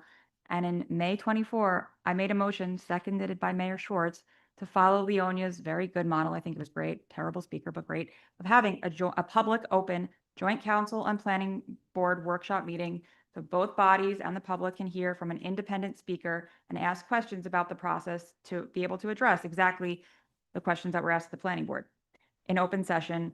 But it didn't happen. And I don't understand why having an opportunity to let the public and both bodies have that meeting was an issue. I then asked at January 28th meeting to the planner directly how there would be public input for the housing element and how we would be ensuring that any development is equitably placed so it's not all in one neighborhood. There still was no workshop meetings, and we see the community is unhappy. I would just want to stress, though, blaming the attorney and calling him names like racist. He is not racist. He didn't write this law. Yes, the public has a right to be upset that there was no workshop meetings, but that is not the attorney's fault. And I just wanted to say that is really uncalled for to say those things to him. As far as Mrs. Baker goes, I don't know who to ask there, but I think when I watched the video last meeting, somebody said that if there's 3 residents on the street, if they all sign the petition, is that allowed? I mean, she's been asking she has valid concerns. She asked for moving the garage, that was turned down. She asked for lottery tickets and milk, that was turned down. If we really owe it to her to address the very necessary parking concern. Thank you.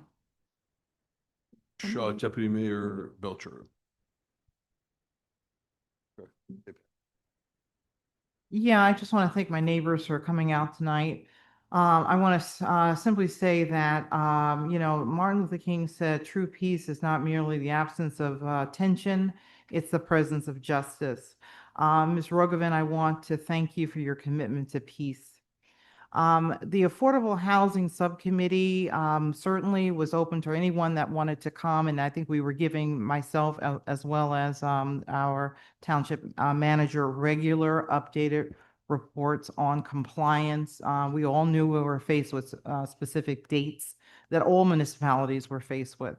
So it is a question not so much of the dates, but it's more of a question of how the document was presented and how the planning board did not have, or the township residents just did not have much insight. I think we had like all of about 72 hours before we had to vote on it, from the time we actually saw the sites. So I think it's totally valid for residents to ask questions of our redevelopment attorneys or any of our attorneys or any of our subject matter experts. So, and I'm sure our attorneys will be making themselves available to answer detailed questions about the timeline of document submission and so forth. So I would simply say ask our attorneys, and I'm sure they would be able to provide that timeline. Ms. Baker, I certainly agree with our township manager that a parking analysis of Decatur is very important. I'd like to see it as soon as it is the results of that analysis, and because we certainly want to solve for issues related to traffic and parking on Decatur. To our residents in Sagamore, surrounding Bell Avenue area, I know the retention tanks installation is of utmost concern for all of us. So I'm happy to see that is going to be beginning, and we will see resolution to that soon. And I just want to wish our neighbors a safe and happy end of the summer. Thank you. Thank you, Deputy Mayor Belcher. Deputy Organ. Just 2 items. The first, the pool. Thank you, Mr. Strauss. I was there. I did see what's going on there. I'm so happy that so many people are happy. I love that you used the word glorious. I'm sure you didn't mean it, Mr. Schwartz, but you said commiserate. I hope people aren't commiserating there. I hope they're enjoying and celebrating. And to Ms. Thomas, there is financial relief for people if they can't afford the pool. And you can reach out to the rec department for that for next year. We're going to regroup and do a postmortem and a look forward for next summer at the end of this season. So if anybody has any comments, feel free to send them. We also had a resident who offered to pay for 5 scholarships to the pool for this summer. So if anybody wants to take her up on that for next year, I think she'd probably still be willing to do that. For Ms. Feinberg, Sagamore Park will be closed the entire time that they're working on the detention tanks. It's for safety. There can't be children at one part of the park while they're working on another part of the park. I hope everybody understands that safety is first and foremost, especially with children involved. And when it does come time to pave the street and you need to move the car, we will reach out and let you know. I'm sure there'll be many notices. Sign up for Nixle, everybody, if you're not already signed up for it. Thank you. Thank you very much. I have nothing more to add that wasn't said, except that both people in this room and many people online have been reaching out to me in general. So please feel free to keep reaching out to me. You can email me or email the council. Our one email for the whole council. It's council@tnecnj.gov. Please keep emailing us, as well as you can always reach out to me at 917-902-9303, or hit me up on Facebook as well, as many people seem to be doing. Looking forward to resolving all those issues. So with that being said, we'll now head over to the consent agenda, and I'll turn it over to the clerk to run lead on this, please.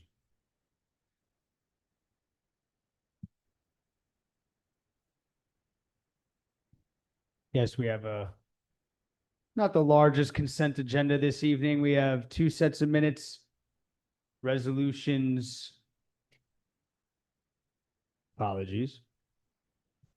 I need my bill list number. Forgive me. 2 sets of minutes, resolutions 229 to 244. This is including 243, the alternate municipal court judge, and 244, the 400th anniversary of enslaved Africans in North America.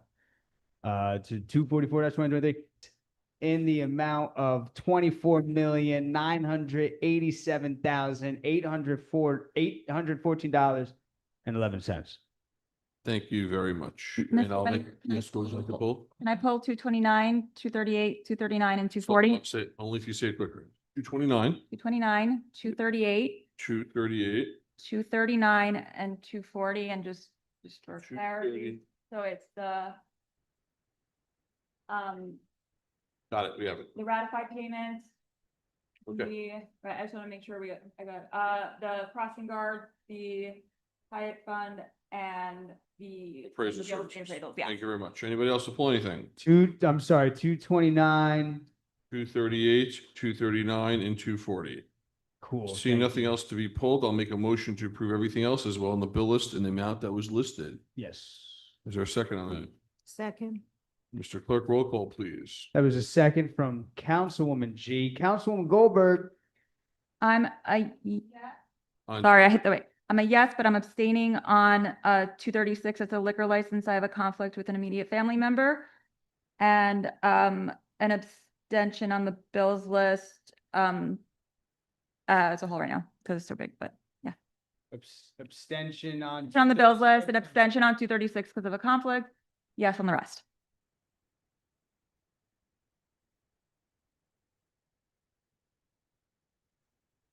That was Councilwoman Goldberg. Councilman Pagan. Yes. Councilman G. Yes. Councilman Katz. Yes, with an abstention on the bills list and abstention on 236.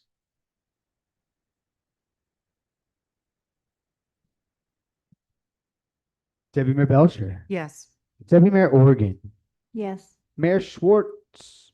Yes, on all. Thank you very much. All adopted.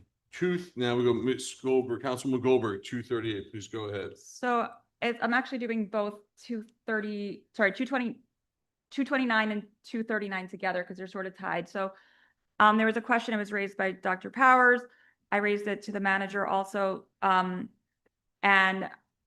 I'm trying to understand, I think, first of all, so we have a resolution to expand the Hyatt fund, which I'm more than happy to do. I believe it was Manager Browden that changed it to do the interest only. I could be wrong on that one. Somebody correct me if I'm wrong.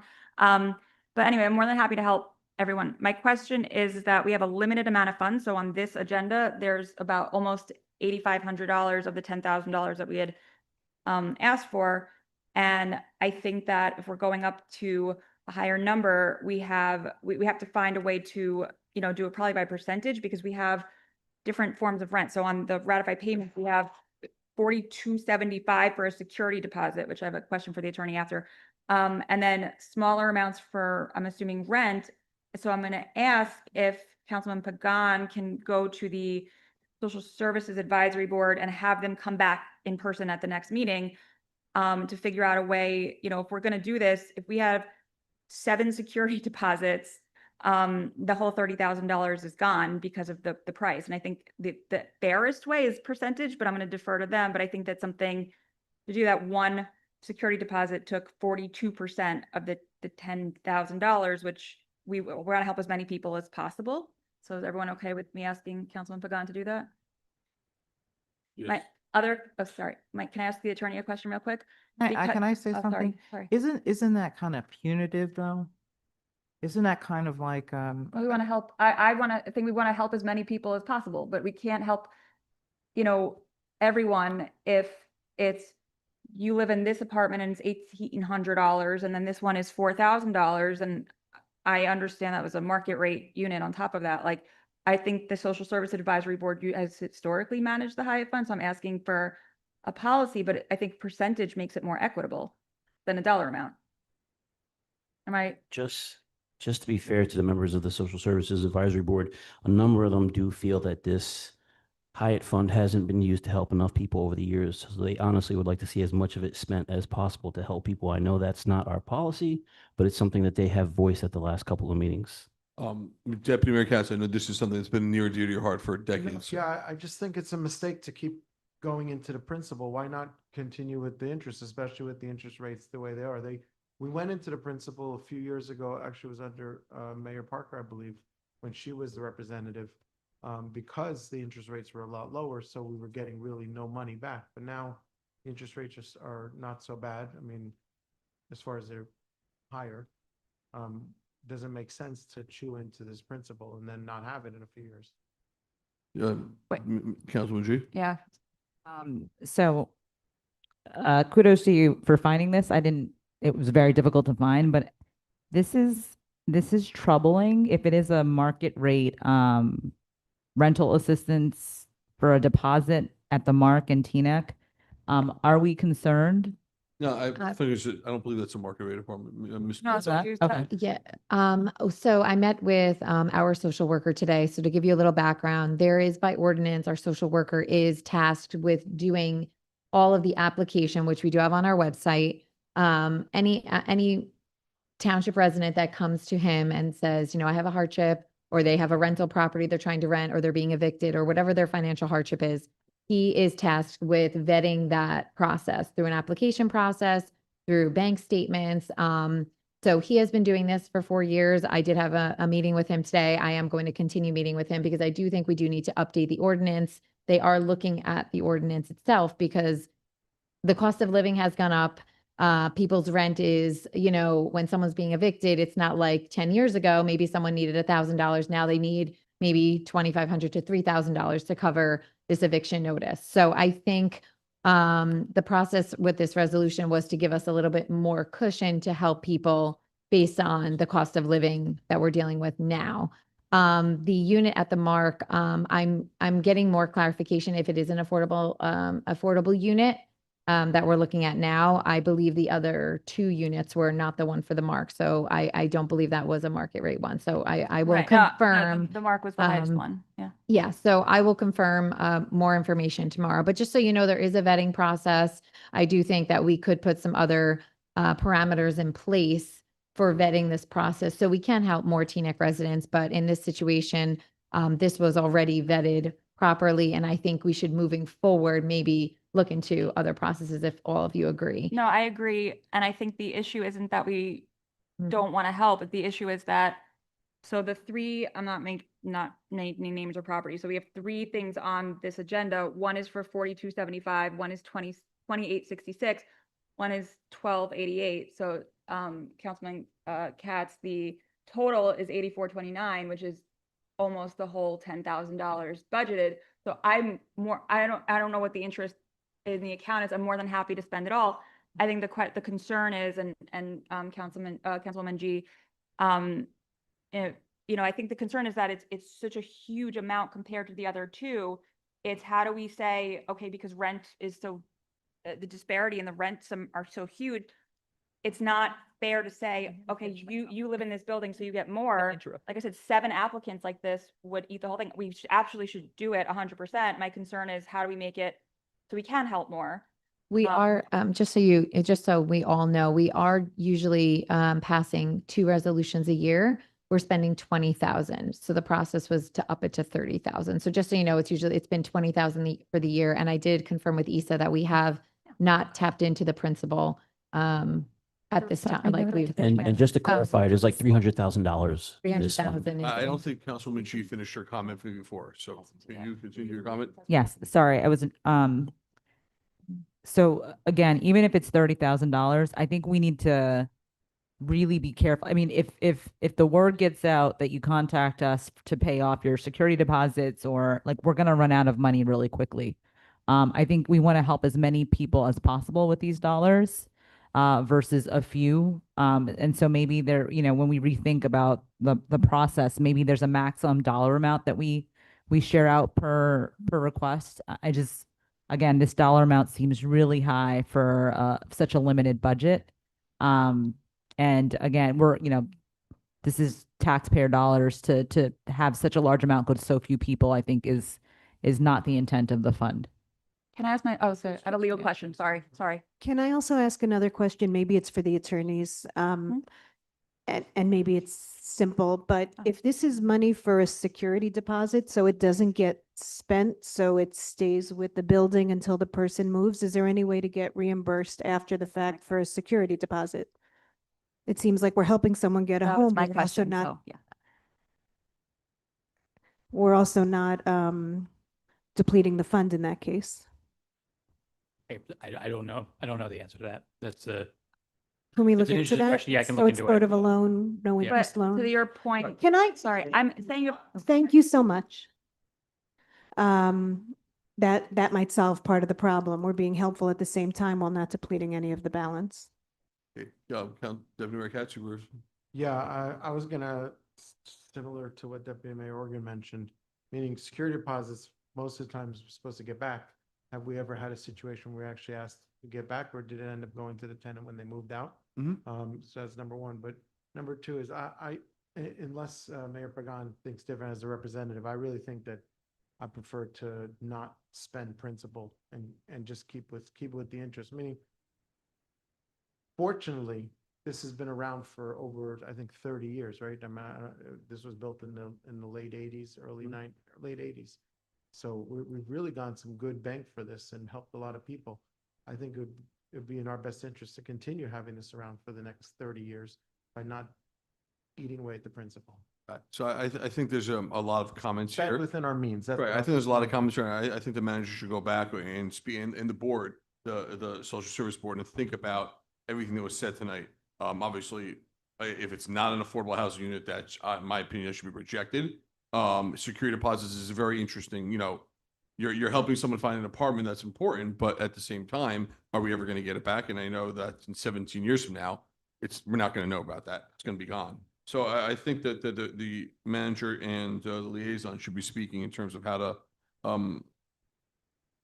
close the circle on a bunch of things that were discussed here tonight. As for the resolution, what are we looking to do in the ratified payment? Ms. Manager, did you want to suspend that for this time being, or I know it's your social worker that's handling it? Well, I do need to mention, I did confirm with Issa, it should say interest. The resolution needs to be amended. It should not say principal. We are not using principal. So if Doug could fix that for us. I believe when I spoke to him, a promissory note has already been issued for this. So I think this is something we move forward and make changes for, not this specific case. Just because this was something from June, end of June. So this is already something delayed. So I think it's in our best interest. Let's move this one forward and let's look to make some changes to the ordinance and decide as a council to make it even for everyone. Excellent. Can I say, I have one thing on the other thing on the ratified payments I wanted to circle back with that I discussed with the CFO. So if we look at the bills list, there's a lot of PSE&G bills. And to the manager's point, the ratified payments are promissory notes have already been done. PSE&G is usually not on there. So we all know that the PSE&G rates have just gone up. Was it 17.48% or something like that?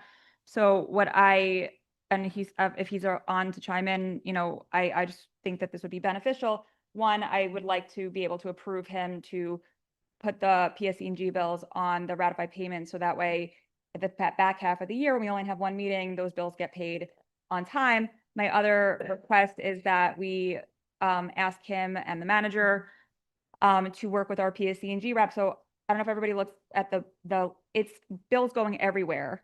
And if we consolidate them into one account and maybe push back on a rate decrease or based on consolidation, at least ask. I don't know if he's on to chime in on that, but this was something that we discussed. I'm not going to bring that up right this second, chiming in. It's, Mr. Manager, if you can speak to the CFO in regards to the PSE&G bills, and I'm not even sure if we're allowed to approve it. What Councilwoman Goldberg is asking is that we authorize the clerk, the CFO to make PSE&G payments even before the council's vote on it. Did I understand that was your question? The ordinance says that if it's daily, that's what ratified payments. So bills list is it's not paid yet. Ratified payments, it's done already. Excellent. But the PSE&G bills are on the bills list, and I'm just saying we should make his life easier and not have to stress that to put it on ratified payments like the Veolia and these other things on there. Is my question. And Mr. Manager, if you can please speak with the CFO on that. And, Yes, we'll and rectify. tie into the next with the clerk for future payments. Is there any, you want to move forward on 229 and make that motion? Yeah, I'll make the motion on 229. Wait, Ms. Manager, I've moved both at the same time, and you just said we needed to make a correction on the other one? And yeah, I just made that correction. You made it. Okay. All interest, we're not using any. Okay. Yes. Screw it. All right. Okay. So I'll move both of those. And I'll second that. Roll call, please. This is for 229? Yes. 29. And that was a motion from Councilwoman Goldberg, a second from Mayor Schwartz. Councilwoman Goldberg, Yes. Councilman Pagan, Yes. Councilman G, Yes. Councilman Katz, Yeah. Deputy Mayor Belcher, Yes. Deputy Mayor Organ, Mayor Schwartz.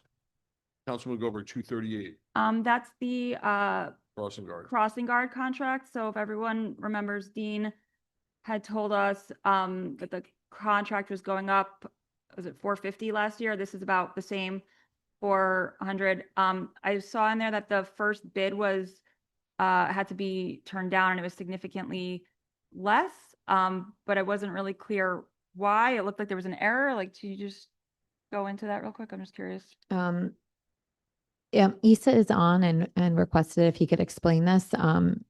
If it's about the School crossing guards. Good question, Councilwoman, I'm sorry. Why the first bid was had to be pulled out. This is the same contract or the same vendor that Dean was telling us that the prices had gone up. And it looks like they stayed flat, so that's a good thing, but the bid was significantly higher than the lower bid, so I'm just trying to understand why it they had to pull out. It wasn't clear. I got you, see here. Mr. Abbasi. It's all good. Good evening. Can you hear me? Yes, sir. Hello. We're talking about 238-2025 Crossing Guard Services LLC receiving the contract for crossing guards as opposed to the first bid that was tossed out from Golden Inc. I think. Sure. So under the bidding process, we advertise, you put out specifications, and you wait for the receipt of bids. They're sealed. They're opened in public by the purchasing agent and the purchasing agent's assistant. The results are read out loud, and then a tally sheet is done afterwards. And the documents are vetted by the purchasing agent with the attorney. And actually, I was called down to the purchasing agent's office. She showed me the results and said, "What do you see that sticks out?" And I looked at the first bid and I said, "Is that for half a year?" And she said, "No, that's for the full year." So we evaluated the bid, the lowest bid. And remember, the public bidding law allows us to bid to the lowest responsive bidder. In short, the first bid was the lowest bid, but they weren't the lowest responsive bid because they really lowballed the bid. We worked our magic to try to backtrack their math. And the math, as the kids say these days, wasn't mathing. So just because they had a significantly lower bid, it did not appear that, quite frankly, they were paying or would be paying their employees a little bit more than minimum wage. So our questions are, well, how are you making money? How is this sustainable? Because the last thing we want is for the contract to be in December and then they can't afford to function And now the municipality, mainly the police department, has to go out and hire crossing guards. And so we asked the vendor, hey, can you explain to us how you arrived at your figure? And they could not do so. So, first they were not responsive. We gave them another chance. We said, look, by this date and this time, if you're not responsive, we, request that you withdraw your bid. And they agreed to do so. And therefore, we went with the next lowest responsive bid, which actually outbid our current vendor by about $9,000 or $10,000.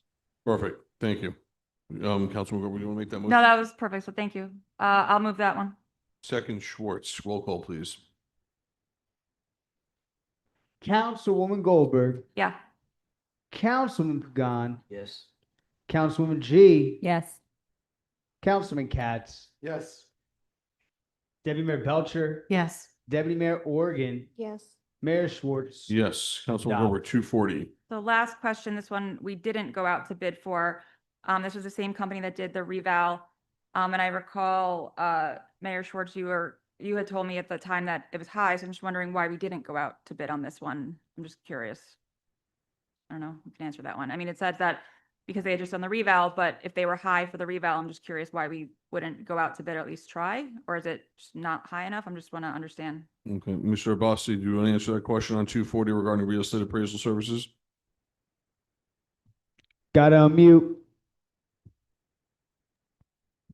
So I'm not that familiar with this resolution, but it is under fair and open process, which does mean that it could have been under a competitive contract. I can verify that with the purchasing agent.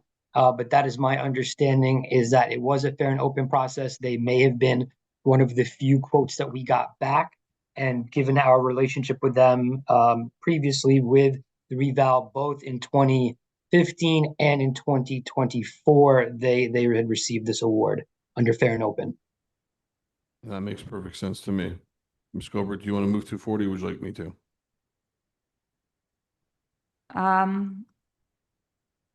Actually, I take that back. It wasn't awarded under fair and open. It says that it was a competitive contract because we mutually set forth compensation terms and conditions.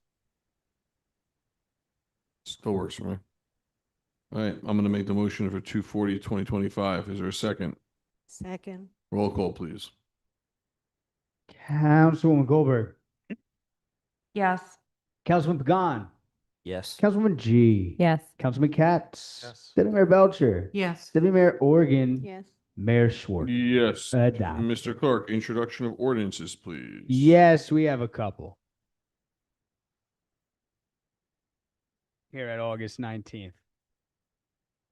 Ordinance number 31-2025, amending the Township Code for the Township of Teaneck to provide for regulation on excessive noise within the township. Ordinance number 33-2025, amending the Township Code to provide no left turn on certain intersections to include a portion of Teaneck Road. And we have ordinance number 34-2025, amending section 36-11.2 of chapter 36 of the Township Code for the Township of Teaneck, adding a restricted on-street parking space for the handicap at 1430 Balsam Street. Those are all the ordinances. Thank you very much. Is there a motion to move these forward to the next? Now, I have a question on 31, but I'll make a motion to move the other two if you'd like. Okay, I'll second 33 and 34. Councilwoman Goldberg, Yes. Councilman Pagan, Yes. Councilwoman G, Yes. Councilman Katz, Yes. Deputy Mayor Belcher, Yes. Deputy Mayor Organ, Yes. Mayor Schwartz. Yes. 33 and 30. 34 introduced. Sorry, Mayor. We'll see them again on September 9th. You still have 31. Looking forward already. Miss Deputy Mayor, number 31, To please. 31, section 3, 2. I have A2. I have an issue with. I think it will be a hardship on a lot of people in town if, I understand not allowing people to mow their lawns early in the morning. I understand the impetus for all of it. I do think it's going to be a hardship for people in the summer when the days are long to not mow their lawns after 7 p.m. Some people are just getting back from work. Others are getting back from days out. Some are putting their kids to sleep. So if we can have loud noise till 10 o'clock at night, I think we should at least allow the lawnmowers till 8 p.m. I don't think that's excessive. I don't know if Scott, so on that piece of the ordinance, we're not allowed to change that. So that's the literal state noise ordinance that we're not allowed to change that time. On the bottom half of that, I fully agree with you. And I believe, Scott, you put that piece into the nuisance piece, but the model ordinance, we're not allowed. We're not allowed to touch it. I don't agree with not being allowed to touch it, but we're not allowed to touch it. We're not allowed to change that word. I thought we can remove that part. Scott? Well, we can, my understanding is we're able to change the time of it. We can't change like the decibel limit or anything like that, but for, This is for lawnmowers, section 2, excluding emergency work, power tools, landscaping, and/or yard maintenance equipment. That one. yeah, my understanding is that we can change it, is that we can change the time of that. Are you sure? That's my understanding is that we can change that. Yeah, because this is a nuisance. I mean, I don't mind making it, no, Oh, wait, slow you're down. talking about the noise, please, not the nuisance, right? Well, so I'm sorry, you said this says, so section 3, yeah, emergency, yeah. This one's now is now part of the nuisance section and not part of the noise control. So now it should be with the change that we made, it should be out of the control of, or out of the, what's the word, the approval, restrictions from DEP. So I believe we could change that. So I'm fine with Deputy Mayor Organ's, nighttime change. Thank you very much. Would you like to introduce that? Yep. Doug, you have the change? Okay. What was that time change? I think Deputy Mayor Organ said 10 To PM 8 p.m. or 8, wait, 8? I don't care. 8, 9. could do 9. 9 is fine. So what, You can mow your lawn till 9 o'clock at night. public space between the hours of 7 PM and 8 AM on weekdays or between the hours of 7 PM and 9 AM on weekends. Can we just make sure that we're doing in the right place? Yes, so this is gonna be, the section 3, this is on page 11 of 13, section 3, A1, A and A2. I believe we both need those changes.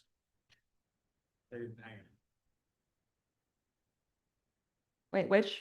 Sorry, which page? So this is the new, the latest version, yeah, so. I have the wrong version, sorry. What Okay, page is this? section 3, section 2115, unnecessary noise unlawful, chapter 21, health and sanitation, of the township code. I apologize for not having the page numbers on here. A1 and A2, going on to page 14. I'm sorry, going on page 11. So it's keeping the 8 AM weekday, 9 AM weekend, and extending the nighttime to 9 PM, Deputy Mayor Organ? I'm fine, 9 is fine with me. Yeah. So Doug, it's just the end time on page. It's written backwards, Doug. See how it says 7? The way, it. Section Wait, 3, phrase, good way to phrase it. subsection A, subsection 2. That's what we're talking about. 1 and 2. 1 and They 2. both need to change to it. And you want what time frame? So it's staying, the morning is staying, but the 9 PM is the change. Yeah. Doug, I have the change in my version. All right, sweet. I'll wait for it from you. Yep. Excellent. Roll, there was a motion by Organ, second by Schwartz. Roll call, please. For the change, Councilwoman Goldberg, Yes. Councilman Pagan, Yes. Councilman G, Yes. Councilman Katz, Yes. Deputy Mayor Belcher, Yes. Deputy Mayor Organ, Yes. Mayor Schwartz. Yes. Introduce. Thank you very much. I have a motion to adjourn, second. All in favor? Aye. Yeah, have a good night. Tomorrow, it's gonna be weird. I'll know my date tomorrow.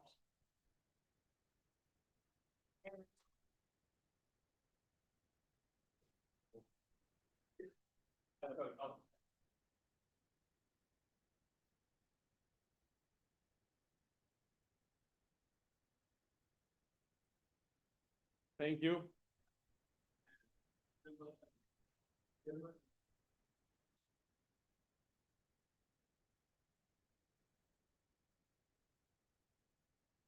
Congratulations. Good luck.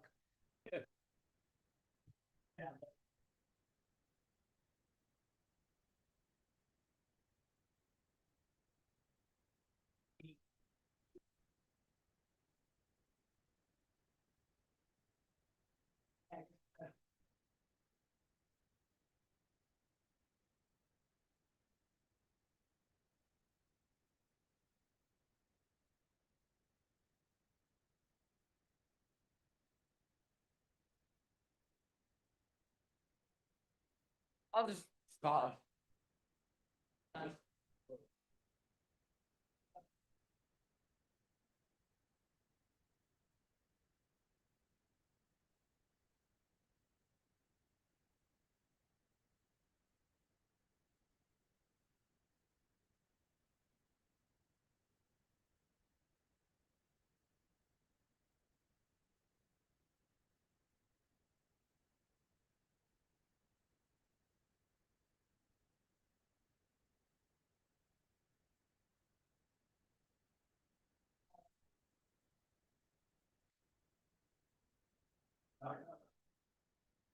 Where is the